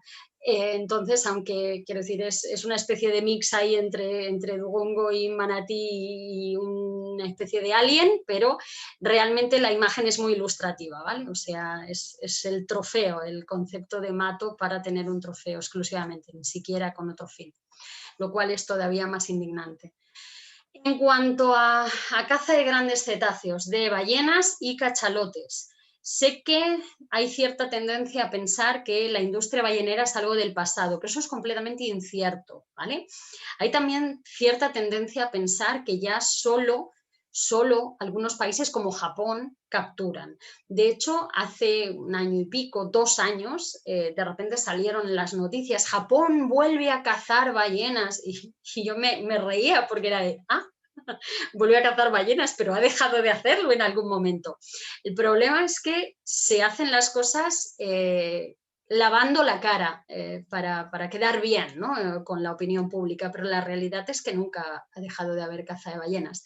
existe una cosa que seguro que conocéis, que es la Comisión Ballenera Internacional. La Comisión Ballenera Internacional al final gestiona la captura de grandes cetáceos, ¿no? O sea, determina la captura de grandes cetáceos a nivel internacional.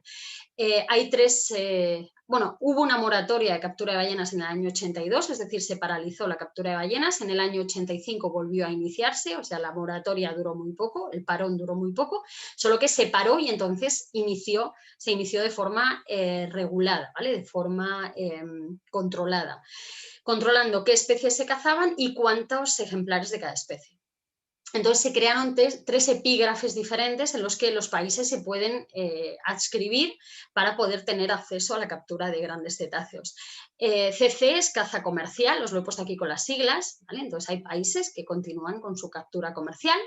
PE son permisos especiales y CS es captura de subsistencia, ¿vale? Entonces hay países que realizan captura de cetáceos de subsistencia, como Estados Unidos en los territorios de Alaska, como San Vicente y las Granadinas, como Rusia, ¿vale? O como Groenlandia. Luego tenemos a Japón, que se nos salió de las capturas comerciales y empezó a hacer capturas con permisos especiales. Básicamente, si habéis escuchado alguna vez lo de las capturas científicas, ahí están, en los permisos especiales. Se supone que son capturas de cetáceos que no están asociadas directamente a un interés comercial, ¿vale? No directamente, pero hay indirectamente un interés comercial. La cuestión es que hay otra justificación, ¿vale? Entonces, lo que hizo Japón fue salirse de las capturas comerciales y consiguió una atribución de permisos especiales de 30 y tantos años. Ahora se le han terminado esos permisos especiales y de 30 años, de hecho, eran. Ha tenido que regresar a las capturas comerciales, pero que la noticia que escuchasteis de que Japón vuelve a cazar como si hubiera parado de cazar es incierta, ¿vale? Simplemente ha pasado de un epígrafe a otro, de capturas especiales con fines científicos a, de nuevo, capturas comerciales. Pero bueno, países como Noruega e Islandia nunca han salido de las capturas comerciales, ¿vale? O sea, llevan todos estos años manteniéndose en capturas comerciales. Para daros cifras, ahora ya están actualizados en la Comisión Ballenera Internacional hasta el año pasado, pero si os digo la verdad, no he tenido tiempo de sentarme a actualizar mis datos, perdonadme, porque hubo como un parón ahí en la salida de datos y ahora que han salido todos de golpe y no me ha dado tiempo a sentarme a actualizarlos. Si alguien tiene curiosidad por conocer los datos de 2016, o sea, desde 2017 hasta el año pasado, me lo decís, que tenéis mi mail, y os los paso, ¿vale? Porque los tengo, pero no he podido sentarme a actualizarlos para vosotros hoy, pero no importa, porque quiero decir, no hay un cambio sustancial. Esto más o menos se mantiene en una constante año tras año. Este resumen que os he hecho aquí coge estos 31 años, ¿vale? Del año 85 a 2016, se capturaron 53.937 ejemplares de cada una de las diferentes especies que se capturan, o sea, casi 54.000 ballenas en 30 años, ¿vale? Ballenas o cachalotes, es una absoluta barbaridad, sobre todo porque cuando vemos qué es lo que se está cazando, 2.800 de esos ejemplares, de estos 54.000, pertenecen a especies catalogadas como endangered, ¿vale? Y 444 especies vulnerables. O sea, estamos hablando de que se siguen capturando con el beneplácito de la Comisión Ballenera Internacional especies que están en peligro de extinción, ¿vale? Entonces, bueno, pues en total, entre estas 2.800 y estas 444 vulnerables, tenemos que más de 3.000 de los individuos que se han cazado en estos 30 años pertenecían a especies en peligro de extinción. Es digamos, un flaco favor que se le hace a especies que ya tienen bastantes problemas. La especie más afectada por esta industria es una especie que no está amenazada, es Balaenoptera cutorrostrata, el rorcual... Ay, los nombres comunes a veces me cuestan. El rorcual aliblanco, perdonadme, el más pequeñito que teníamos, que al ser least concern, al no estar amenazado, pues es la principal especie sobre la que se captura. Pero aparte de ese rorcual aliblanco, pues lo que tenemos en endanger eran rorcuales comunes, que a día de hoy el rorcual común está catalogado como vulnerable, pero en 2016 todavía era endanger, o sea, durante este plazo de tiempo en el que se le capturó estaba catalogado como endanger. Y aparte rorcuales boreales, ¿vale? Balenoptera borealis y Balenoptera physalus están aquí dentro, y después en estos 444 son cachalotes, ¿vale? Lo que tenemos son ejemplares de cachalote que se encuentran en estado vulnerable y que se continúan cazando, ¿vale? O sea, la imagen esa que tenemos de Moby Dick, ¿no? Y de algo del pasado, de una industria ballenera totalmente superada, es completamente incierta, ¿vale? Tenemos captura de ballenas a día de hoy en todos estos países, y creo que es importante que la gente tenga también una idea clara, porque a veces se criminaliza, ¿no? Japón captura, bueno, Japón captura, Estados Unidos captura, Noruega captura, Islandia captura, entonces vamos a echar responsabilidades a los niveles que hay que echarlas y no solamente a donde nos interesa.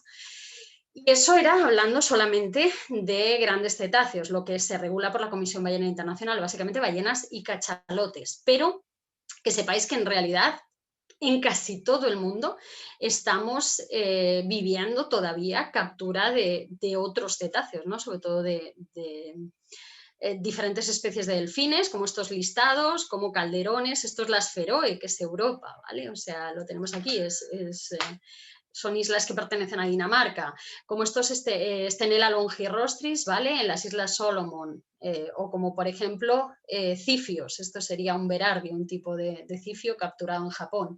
Entonces, bueno, que esto es parte del día a día, ¿vale? Y que las capturas además son enormes en dimensiones de verdad de cientos de ejemplares, pero no se le da un seguimiento ni tiene una repercusión mediática, pero existen, y al final es digamos, es una caza que la finalidad básicamente es alimentaria y bueno, que ocurre día a día y que en ocasiones está afectando a especies que o están en peligro de extinción o que desconocemos el estado de conservación que tienen, como el caso de los berardios, ¿vale? Que son datos deficientes. Tenemos más problemas, no solo la explotación directa, os decía antes el tema de la competencia.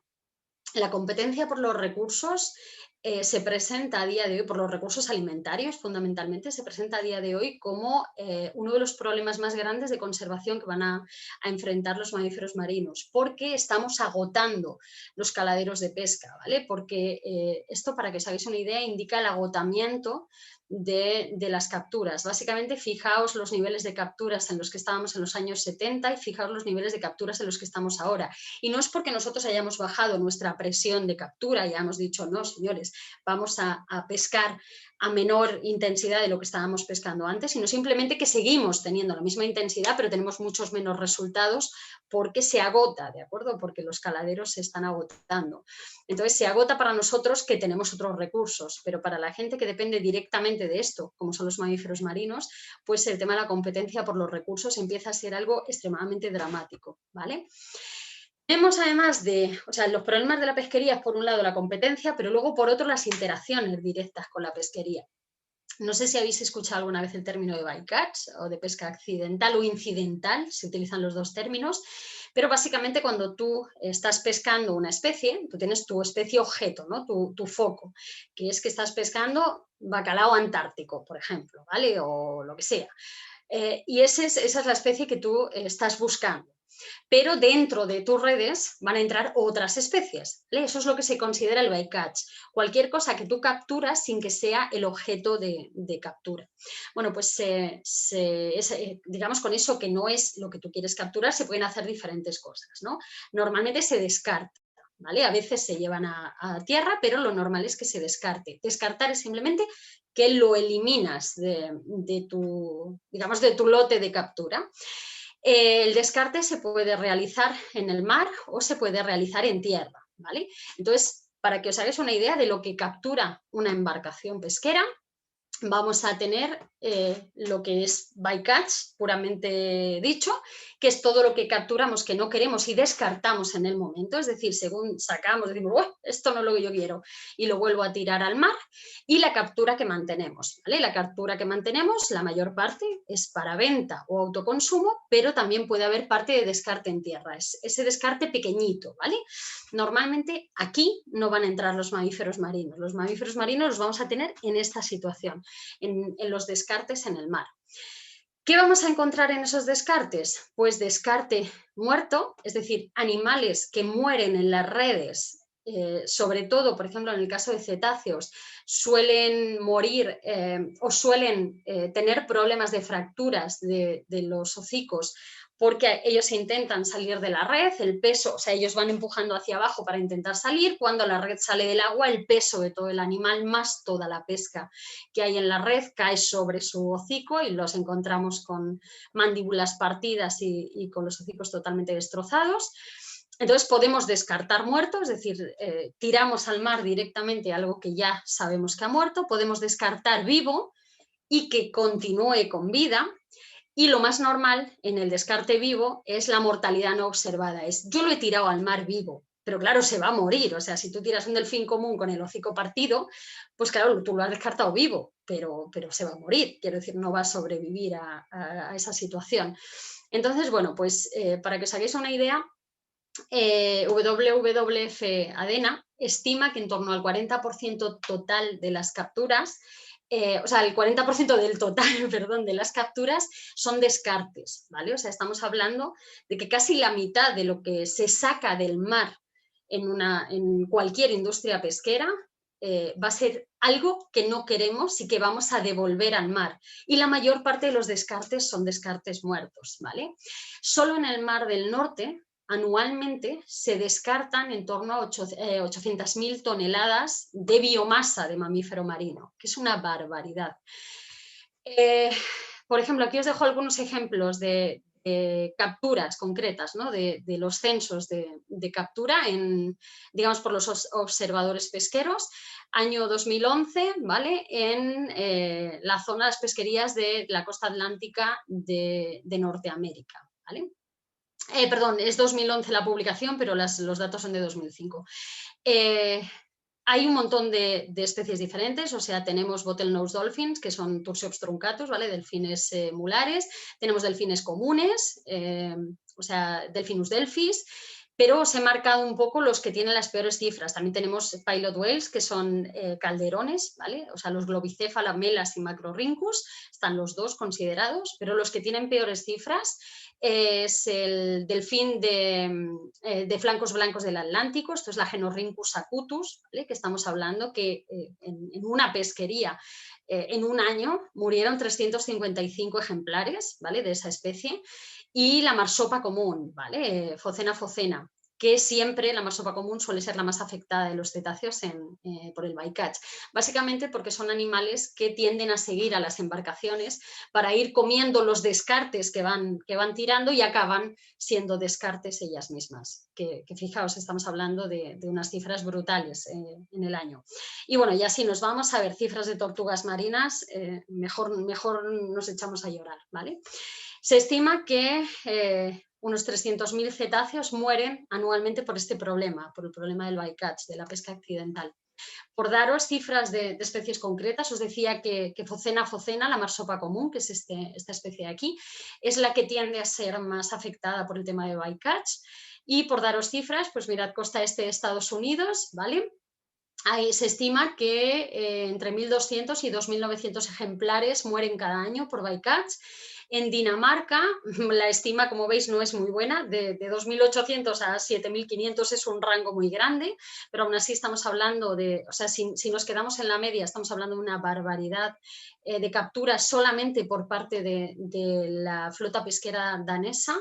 Y, por ejemplo, o sea, Phocena phocena como especie está catalogada como Lis concern, con lo cual podrían ser datos, a pesar de dramáticos, asumibles biológicamente, pero esta especie tiene una subespecie en el Mar Negro, ¿vale? Phocena phocena ponticus, y además tiene una población en el Báltico que no se considera una subespecie diferente, pero que sí que es una población genéticamente diferenciada o aislada del resto de las marsopas y que está catalogada como critically endangered, ¿vale? Entonces tenemos la subespecie del Mar Negro endangered y la del Báltico como critically endangered, y ambas poblaciones siguen siendo, digamos, víctimas de enmalle, sobre todo, o sea, de captura por redes de enmalle, ¿vale? Por las gill nets. Sobre todo, en la mayor parte de los casos, incluso por gill nets que son ilegales, porque se han prohibido precisamente por el impacto que tienen sobre estos animales. Y aún así, pues se siguen utilizando. Los casos más dramáticos de bycatch, de problemas de interacciones con las pesquerías, son los que tienen el baillí y la vaquita, que son las dos especies de cetáceos que tienen la peor situación de conservación a día de hoy. Lo que os comentaba antes de las vaquitas, se estima unos 18 ejemplares maduros actualmente. Situación de decrecimiento de la población, el declive ha sido enorme, muy, muy pronunciado. Bueno, ahí tenéis lo que os contaba antes del mar de Cortez, ¿no? Donde se encuentra, pues toda la población que tenemos de vaquita la tenemos concentrada aquí en la desembocadura del río Colorado. Es una zona muy rica en nutrientes precisamente por los sedimentos que arrastra el río, y la situación que enfrenta este animal es que básicamente en su área de distribución coexiste con una especie de pez que se llama totoaba. La totoaba, la vejiga flotatoria de la totoaba tiene un valor enorme en el mercado de medicina tradicional asiática. Está prohibida la captura de totoaba porque es una especie que está en peligro de extinción también, pero aún así, como la vejiga natatoria de esta especie tiene un valor muy alto en medicina tradicional asiática, se sigue capturando. Oiréis a lo mejor por ahí que es afrodisíaco, no es cierto, ¿vale? Simplemente se utiliza para tratamiento de enfermedades viscerales, sobre todo de enfermedades renales, pero la cuestión es que la prohibición de la captura ha incrementado la demanda y eso lleva pues, a que podemos encontrar a veces que se está pagando un kilo de vejiga natatoria de totoaba a $10.000, ¿vale? O sea, un kilo, estamos hablando de barbaridades. Eso lleva a que haya una cantidad de pesca ilegal enorme, a pesar de que se ha establecido un área core, de que está prohibida la navegación y por supuesto la pesca, pero sigue habiendo pesca ilegal. La cuestión más dramática para las vaquitas es que las redes que se utilizan para pescar totoaba son redes de enmalle, que además se suelen dejar a la deriva. Cuando hay patrulleras y hay riesgo de que nos pillen cazando, o sea, pescando, tiramos las redes, o cuando las redes se rompen, se estropean, se deterioran, las arrojan al mar. Entonces tenemos las redes que están colocadas para la pesca y luego todas las redes a la deriva que van quedando en el área de las vaquitas. Las vaquitas son animales extrasensibles al estrés, ¿vale? Se les llama especies de cristal, esas especies que tienen una alta sensibilidad al estrés. Se inició un programa de captura de vaquitas para intentar iniciar un programa de cría ex situ, ¿vale? De cría bajo cuidados humanos para no perder genéticamente la especie. Pero bueno, en la primera hembra de vaquita adulta que se consiguió capturar con éxito fue en octubre de 2017, murió por miopatía de captura, ¿vale? A pesar de que, quiero decir, se hizo todo con el mínimo estrés posible, aún así sufrió una miopatía de captura más o menos 24 horas después de haberla capturado, con lo cual se paralizó el proyecto porque no hay ejemplares de vaquita como para que se nos mueran intentando recuperarlos. Entonces ahora mismo todo el esfuerzo está enfocado en intentar retirar las redes a la deriva que hay en la zona e intentar evitar la pesca ilegal de totoabas. Pero la verdad es que la realidad a la que se enfrenta ahora mismo esta especie es bastante complicada y bueno, pues parece poco esperanzadora, ¿vale? Mucho menos esperanzadora es la situación del baillí, que como os decía, tuvo un declive pues, tan dramático como la vaquita, asociado directamente a las pesquerías por pesca eléctrica que se llevan a cabo en el Yangtze. No sé si habéis oído alguna vez hablar de la pesca eléctrica, pero básicamente lo que se hace es que se introducen electrodos eléctricos electrodos en el agua y dan una descarga eléctrica y entonces allí queda todo el mundo aturdido. Eso afecta enormemente a estos animales que además tienen respiración voluntaria como todos los cetáceos y que al final bueno, pues, fallecen por asfixia al no poder respirar. Además, ha habido un montón de problemas con enmalles en redes, o sea, en artes de pesca tradicionales, y para poner la puntilla a la especie se hizo una grandísima obra de infraestructura hidráulica, ¿no? O hídrica, o llamadlo como queráis, en el río Yangtze, que fue la construcción de la presa de las Tres Gargantas para establecer una central hidroeléctrica allí, y eso ha cambiado todo el flujo de sedimentos del río y entonces ha empobrecido enormemente el ecosistema del Yangtze y parece un poco que es lo que ha llevado a terminar de machacar a la especie. Como os comentaba antes, se cree que el baillí está extinto ya, pero bueno, todavía está catalogado como critically endangered, siempre se da un margen de tiempo antes de sacar a una especie de critically endangered y meterla en extinta, pero dramáticamente parece que en extinto se va a quedar. Os comentaba que todos los problemas eran fragmentación y degradación del hábitat. Evidentemente, la explotación de la costa que nosotros realizamos ahora mismo, esto es Benidorm, está muy cerca de donde yo vivo.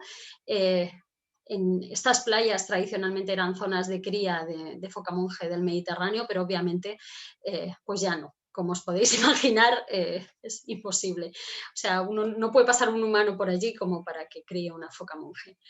Pero hay muchos más problemas asociados. Todos somos conscientes de los problemas con las redes, de los problemas con los plásticos. Esto, por ejemplo, son plásticos que se sacaron del estómago de un cifio que había muerto por impactación estomacal.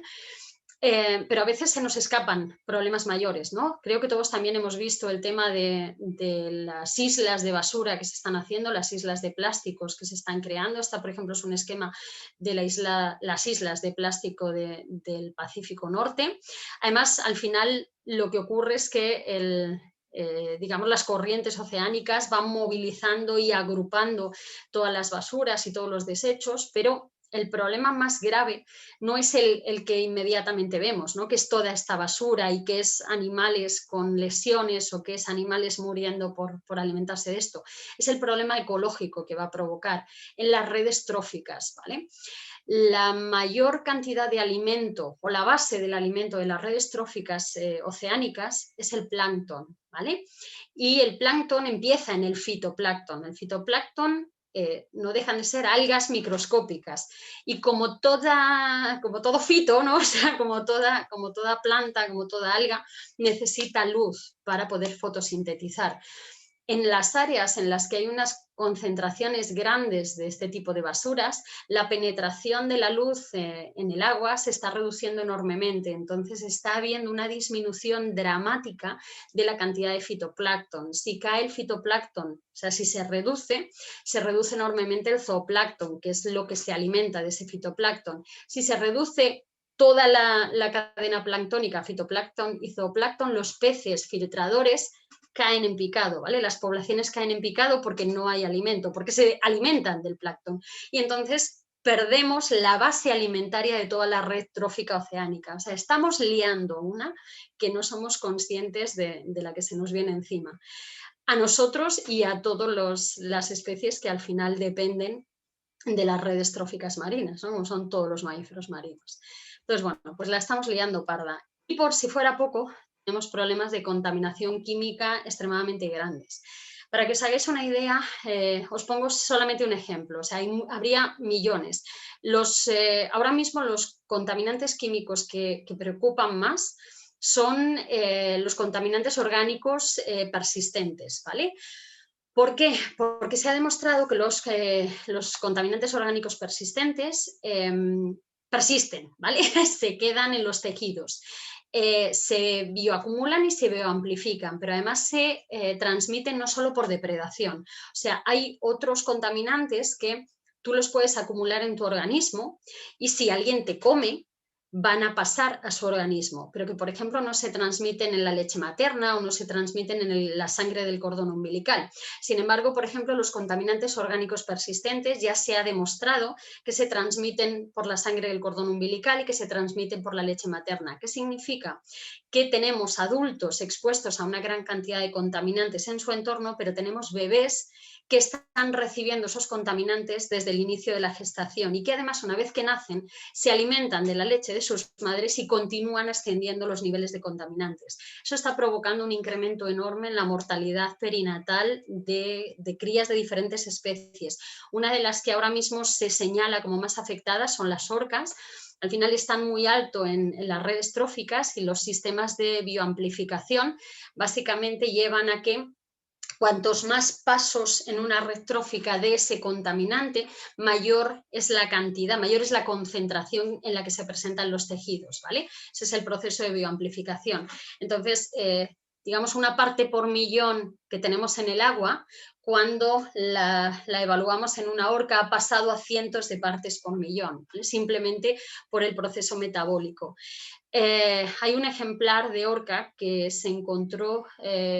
Yo estuve en Orlando cuando hicieron la necropsia y fue en 2018. creo, o 17, ya no lo recuerdo. No, miento, en 2016. Entonces, bueno, pues este animal moriría entre finales de 2015, primeros de 2016. Soy fatal para las fechas, perdonadme. Se encontró en las Islas Británicas, ¿vale? Cuando se le hizo la necropsia se evaluaron presencia de PCBs, que es un contaminante orgánico persistente, y se encontró que tenía unos niveles promedio de 957 miligramos por kilo. Y para que os hagáis una idea, para que tengamos una referencia, porque si no solo es un número, el límite que se considera seguro para la supervivencia de un ser humano o de un animal expuesto a PCBs es menor a 40 miligramos por kilo, es decir, estaba hasta las orejas, y eso que no tienen orejas, hasta las orejas de PCBs. Los PCBs generan muchísimos problemas en el sistema inmune, generan problemas reproductivos, con lo cual al final estamos presenciando digamos, un envenenamiento continuado y además exponencial de los grandes depredadores del océano. Comentaros también, para que os hagáis una idea de la problemática, los PCBs se prohibieron en Europa en los años 70, es decir, los dejamos de utilizar en los años 70. Fijaos cuántos años después están apareciendo animales muertos porque tienen unos límites de PCBs que son incompatibles con la vida. La cantidad de PCB que tenemos, pero de PCBs, de DDTs, de dioxinas, de furanos que tenemos en el océano es una absoluta barbaridad. Durante décadas hemos considerado que el mar era como algo donde tú tiras, ¿no? Arrojas, desechas y que el mar lo absorbe todo y desaparece, ¿no? Y no desaparece, se acumula. Y, uy, yo sola, perdón, me he tirado del cable y casi me arranco los cascos y la cabeza. Hemos ido acumulando y al final ahora estamos empezando a ver el efecto de lo que llevamos décadas haciendo, a pesar de que aquí están prohibidos los PCBs desde los años 70, a día de hoy se están muriendo ejemplares de diferentes especies por los PCBs que durante décadas estuvimos arrojando al mar. Básicamente se utilizaban como pesticidas en la industria agroalimentaria, ¿vale? Entonces, al final, ¿cómo llega eso al mar? Tú lo echas en los cultivos, el agua de escorrentía penetra en la tierra, filtra, llega a arroyos, a ríos, al mar, y esto es una pelota que a veces no consideramos o no nos damos cuenta de que las cosas no son inocuas, ¿vale? Que tienen consecuencias. Tenemos contaminaciones acústicas. Las especies más afectadas por la contaminación acústica son sobre todo los cifios, porque tienen el sistema de colocalización más fino, sobre todo el sistema acústico más fino de recepción de sonido. Yo os he dejado aquí simplemente para que os hagáis una idea, diferentes medidas en decibelios asociadas a distintos tipos de sonidos, ¿no? Desde una conversación a una explosión, ¿vale? Para que os hagáis una idea, a partir de los 180 decibelios, es decir, del equivalente a una explosión, el sonido empieza a ser peligroso para la supervivencia de los mamíferos marinos. Ya no digo molesto, digo peligroso para la supervivencia. Y, sin embargo, tenemos un montón de elementos en el mar ahora mismo que está por encima de esos 180 decibelios, ¿vale? Los cargueros y los petroleros están normalmente en unos 186 decibelios, o sea, por encima de los 180, pero por poco. Los convoyes militares, sobre todo en el desarrollo de maniobras militares, están entre 230 y 240 decibelios, muy por encima del límite, que es peligroso para la supervivencia de estos animales. Y las prospecciones sísmicas, sobre todo asociadas a la industria petrolífera, están en torno a 260 decibelios. Se ha demostrado ya, por ejemplo, en Canarias, aquí en el archipiélago canario, que las maniobras militares y las prospecciones petrolíferas se han asociado directamente, o sea, se han podido científicamente detectar o asociar como causa directa de mortalidades masivas en cifios allí en Canarias, ¿vale? Básicamente, como veis, bueno, este animal tiene sangrado, aparecen con sangrado en los oídos, con petequias encefálicas. Y bueno, pues simplemente el impacto, el sonido es tan intenso que empieza a romper vasos sanguíneos y los animales al final mueren por una hemorragia interna masiva. ¿Vale? recordad que estos animales tienen una ventana acústica, o sea, todos los odontocetos, pero los cifios especialmente, una ventana acústica en la mandíbula llena de grasa que amplifica el sonido, con lo cual sonidos que son muy, muy intensos, amplificados además por su propio cuerpo, pues les lleva a acabar muriendo de esta manera. Y por supuesto que seamos conscientes de que el sonido en el mar se propaga mucho más rápido y además llega muchísimo más lejos que en el aire, con lo cual lo que para nosotros tiene un impacto muy limitado a nivel sonoro, en el mar tiene un impacto muchísimo más, más prolongado, no más prolongado, más amplio, ¿vale? En cuanto a espacio y además muchísimo más rápido, ¿vale? Tenemos además problemática de colisiones con embarcaciones. Solo un comentario de cultura general. Normalmente vais a ver, si buscáis información, que las colisiones con embarcaciones afectan principalmente a los grandes cetáceos. No es verdad, afectan a los grandes cetáceos y a los pequeños también. La cuestión es que cuando un carguero se lleva por delante un cetáceo pequeño, lo destroza. Entonces no vamos a encontrar un cadáver, como en este caso, que llega un carguero a puerto y lleva un rorcual común estampado en la proa del barco, ¿vale? O sea, no lo ves, lo ha destrozado. Encontramos muchos ejemplares con golpes de hélices, ¿vale? Como esta ballena de Groenlandia. Muchísimos problemas en los cachalotes, sobre todo con los fast ferry, ¿vale? El sistema de defensa de un cachalote es sumergirse a profundidad, pero la batería fisiológica que tienen que poner en marcha antes de hacer una inmersión profunda les lleva entre 8 y 10 minutos. ¿Qué ocurre? Que en ese tiempo que ellos se están preparando para poder sumergirse, el fast ferry les ha pasado por encima y, bueno, pues como este animal que apareció en Canarias, aparecen partidos por la mitad del trastazo que les pega el barco al pasar. Estos barcos, además, la velocidad que llevan hace prácticamente imposible el que puedan virar a tiempo y no llevarse por delante al animal, incluso aunque lo hayan detectado. Entonces es problemático. Por suerte ahora, por ejemplo, en Canarias se ha conseguido ya que se modifiquen las rutas de tránsito de los fast ferries para evitar las zonas de alimentación y cría de los cachalotes. Y bueno, pues disminuir esta problemática de las colisiones con embarcaciones. Tenemos un montón de problemas asociados al turismo mal gestionado o directamente que no está regulado, sobre todo porque se realizan actividades que tienen un alto impacto sobre las poblaciones. O sea, mirad esta gente haciendo paddle surf literalmente por encima de un manatí. O sea, estamos hablando de impactos que pueden llegar a disminuir tanto la calidad del hábitat para los animales que puedan llegar a abandonar las regiones que estaban previamente utilizando. Se utiliza ceba de animales, por ejemplo, en el caso de los osos polares, tradicionalmente en Canadá, para hacer estos tours de observación, se les alimenta. ¿Qué ocurre? Que estamos acostumbrando a los osos polares a que cuando no hay alimento, pues podemos acercarnos a los humanos y alimentarnos con ellos. Hace unos meses salió la noticia de un camión de basura que básicamente se quedó sitiado por un grupo de osos polares porque fueron allí a comer y los operarios de basuras pues allí estaban en el camión sin poder salir y rodeados de osos polares. Está generando muchísima problemática de animales que se aproximan a los pueblos. No sé si visteis la noticia, tengo por ahí alguna foto, de más de 50 osos polares en un vertedero de basura en un archipiélago al norte de Rusia.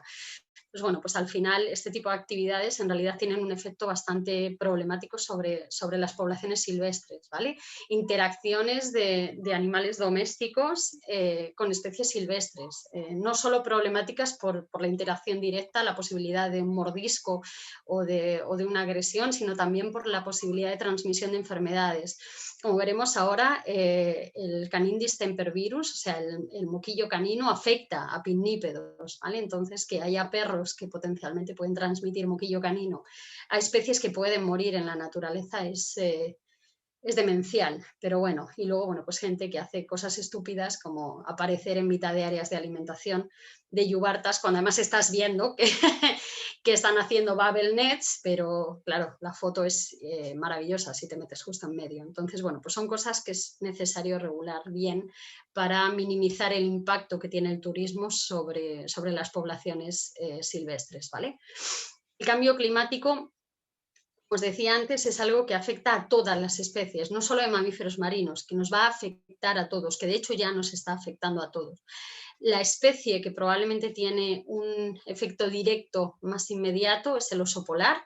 Está habiendo muchísimos problemas de animales que mueren por inanición, básicamente porque los osos polares dependen del movimiento del pack ice, ¿vale? Del movimiento estacional del hielo, porque las focas viven ligadas, las focas de las que se alimenta viven ligadas al pack ice, y el pack ice sube y baja norte-sur en función de la temperatura, ¿vale? O sea, tiene ese movimiento estacional, y los osos polares durante parte del año, durante el verano, cuando el pack ice está más al norte, ¿vale? O sea, está más metido en el casquete polar ártico, estos animales tienen un periodo que se llama the walking hibernation. No hibernan como otras especies de oso, pero sí que reducen el ritmo metabólico y pueden pasar meses sin alimentarse, normalmente entre 6 y 8 meses sin alimentarse. Lo normal son unos 6, pero en el caso de las hembras que se reproducen pueden llegar a unos 8. Básicamente porque cuando empieza a llegar el pack ice y con el desarrollo del pack ice las focas, ellas todavía están amamantando a las crías en las oseras y entonces todavía no salen a alimentarse, entonces se lleva hasta unos 8 meses. El cambio climático está llevando a que la expansión de los hielos sea mucho más lenta y además, o sea, tarde más tiempo en llegar y además esté dejando de llegar a las regiones más sureñas. Eso está poniendo a poblaciones completas de osos polares al límite de la inanición. Tenemos ejemplares que se mueren básicamente por falta de alimento y tenemos ejemplares, porque los osos polares son muy adaptables, que básicamente están buscando otros recursos. Este es lo que os comentaba de osos polares en un vertedero en Rusia, y esto básicamente es una fotografía en Alaska, en los cubos de basura de un pueblo. Esto genera un millón de problemas, ¿vale? Y los perjudicados van a ser los animales. Ya ha habido varios casos de disparos a osos polares por estar cerca de las viviendas.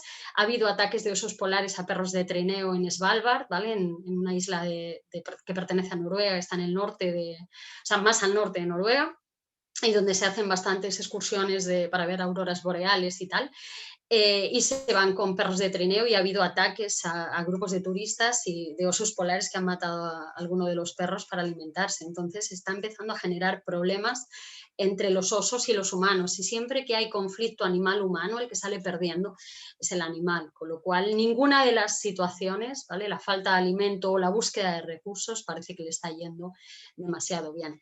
Y por último, el tema que os comentaba de las enfermedades. Como tampoco, primero yo no soy veterinaria y tampoco quiero extenderme mucho más, comentaros que ahora mismo la que se considera como el problema más grave para los mamíferos marinos es el morbillivirus, que hay 3 variantes de morbillivirus diferentes ahora mismo afectando a mamíferos marinos: el canino, ¿vale? El canine distempervirus, el phocine distempervirus, que es el específico de focas, y el de cetáceos, el morbillivirus de cetáceos. Se describió originalmente como el de delfines, pero bueno, también lo hemos encontrado el de marsopas y el de calderones. Pero la cuestión es que tenemos diferentes variantes de morbillivirus afectando a mamíferos marinos. Si recordáis a estas 2 especies de foca, esto es la foca de Baikal, ¿vale? Perdón, la foca de Baikal, no, perdóname, la foca del Caspio, ¿vale?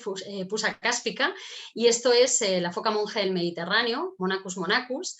Las 2 han protagonizado epidemias de mortalidad masiva causadas por morbillivirus, ¿vale? Para que os hagáis una idea, la foca monje del Mediterráneo tiene una población en Mauritania, una de las 2 poblaciones que tiene actualmente, y se redujo en un 50% los ejemplares por una mortalidad masiva de morbillivirus, lo cual es una auténtica barbaridad, ¿vale? En una especie que está en peligro de extinción, o sea, que está catalogada como endangered y que además está bien jodida, con perdón. Que perdamos el 50% de ejemplares es una barbaridad. Simplemente para que os hagáis una idea y veáis, va afectando a diferentes especies. Estos son solo los outbreaks, ¿vale? Las mortalidades masivas que hemos encontrado. Una que no tenemos claro si es o no causada por morbillivirus porque no hubo estudio serológico, pero digamos, la sintomatología es compatible con morbillivirus, que se produjo en la Antártida en focas cangrejeras.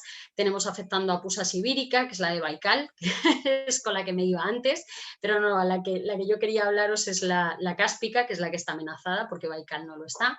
A focas comunes, ¿vale? A delfines mulares en diferentes puntos, en el Mediterráneo también a Stenella cerulealba, delfines listados. Ha afectado a delfines comunes en el Mar Negro, ¿vale? El outbreak que os decía de Monachus monachus, de foca monja del Mediterráneo.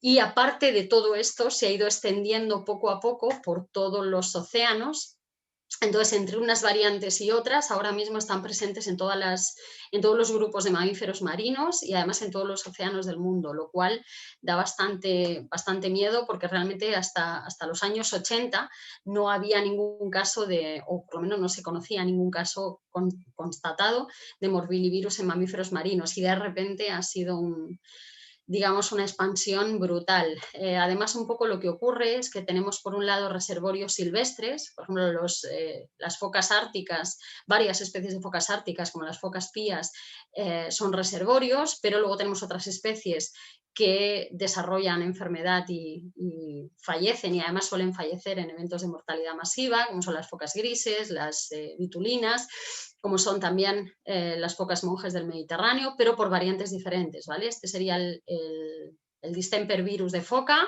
¿vale? Que lo vamos a tener moviéndose entre diferentes grupos.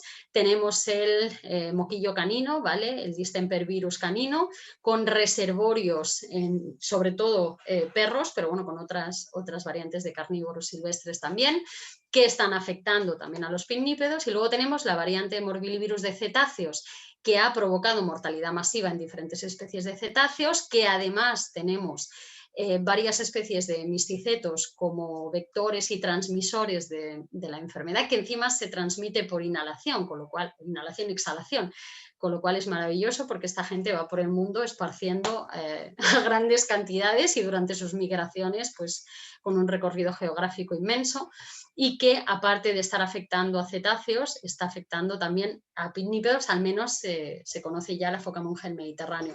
Entonces, los pinnípedos son los peor parados en cuanto a la situación de morbillivirus, ¿vale? Y simplemente, para terminar, y perdonad por la velocidad a la que he ido, pero era mucha información y no quería robaros demasiado tiempo, recordaros que la extinción es permanente, ¿vale? Que lo que nos cargamos no somos capaces de recuperarlo, ¿vale? Que Jurassic Park como película puede estar muy bien, pero que de momento no somos capaces de hacer nada ni remotamente parecido a lo que se plantea allí. Entonces, que lo que no seamos capaces de mantener con vida actualmente es muy probable que desaparezca para siempre, y estamos perdiendo millones de años de evolución y de variabilidad genética. Entonces, bueno, pues que en la medida de las posibilidades creo que todos deberíamos ser parte del cambio, y la primera parte del cambio es ser conscientes de los problemas que hay. Y dicho esto, gracias por vuestra atención. Y ya me callo. Entonces, si tenéis dudas, preguntas, cuestiones, cosas, si no estáis hartos de escucharme ya, aquí estoy para lo que os haga falta. Bien, si alguien tiene alguna pregunta o algo, puede activar el micrófono y preguntar, porque nos quedan unos minutitos antes de que se cierre el aula. Antes de que os echen de la universidad.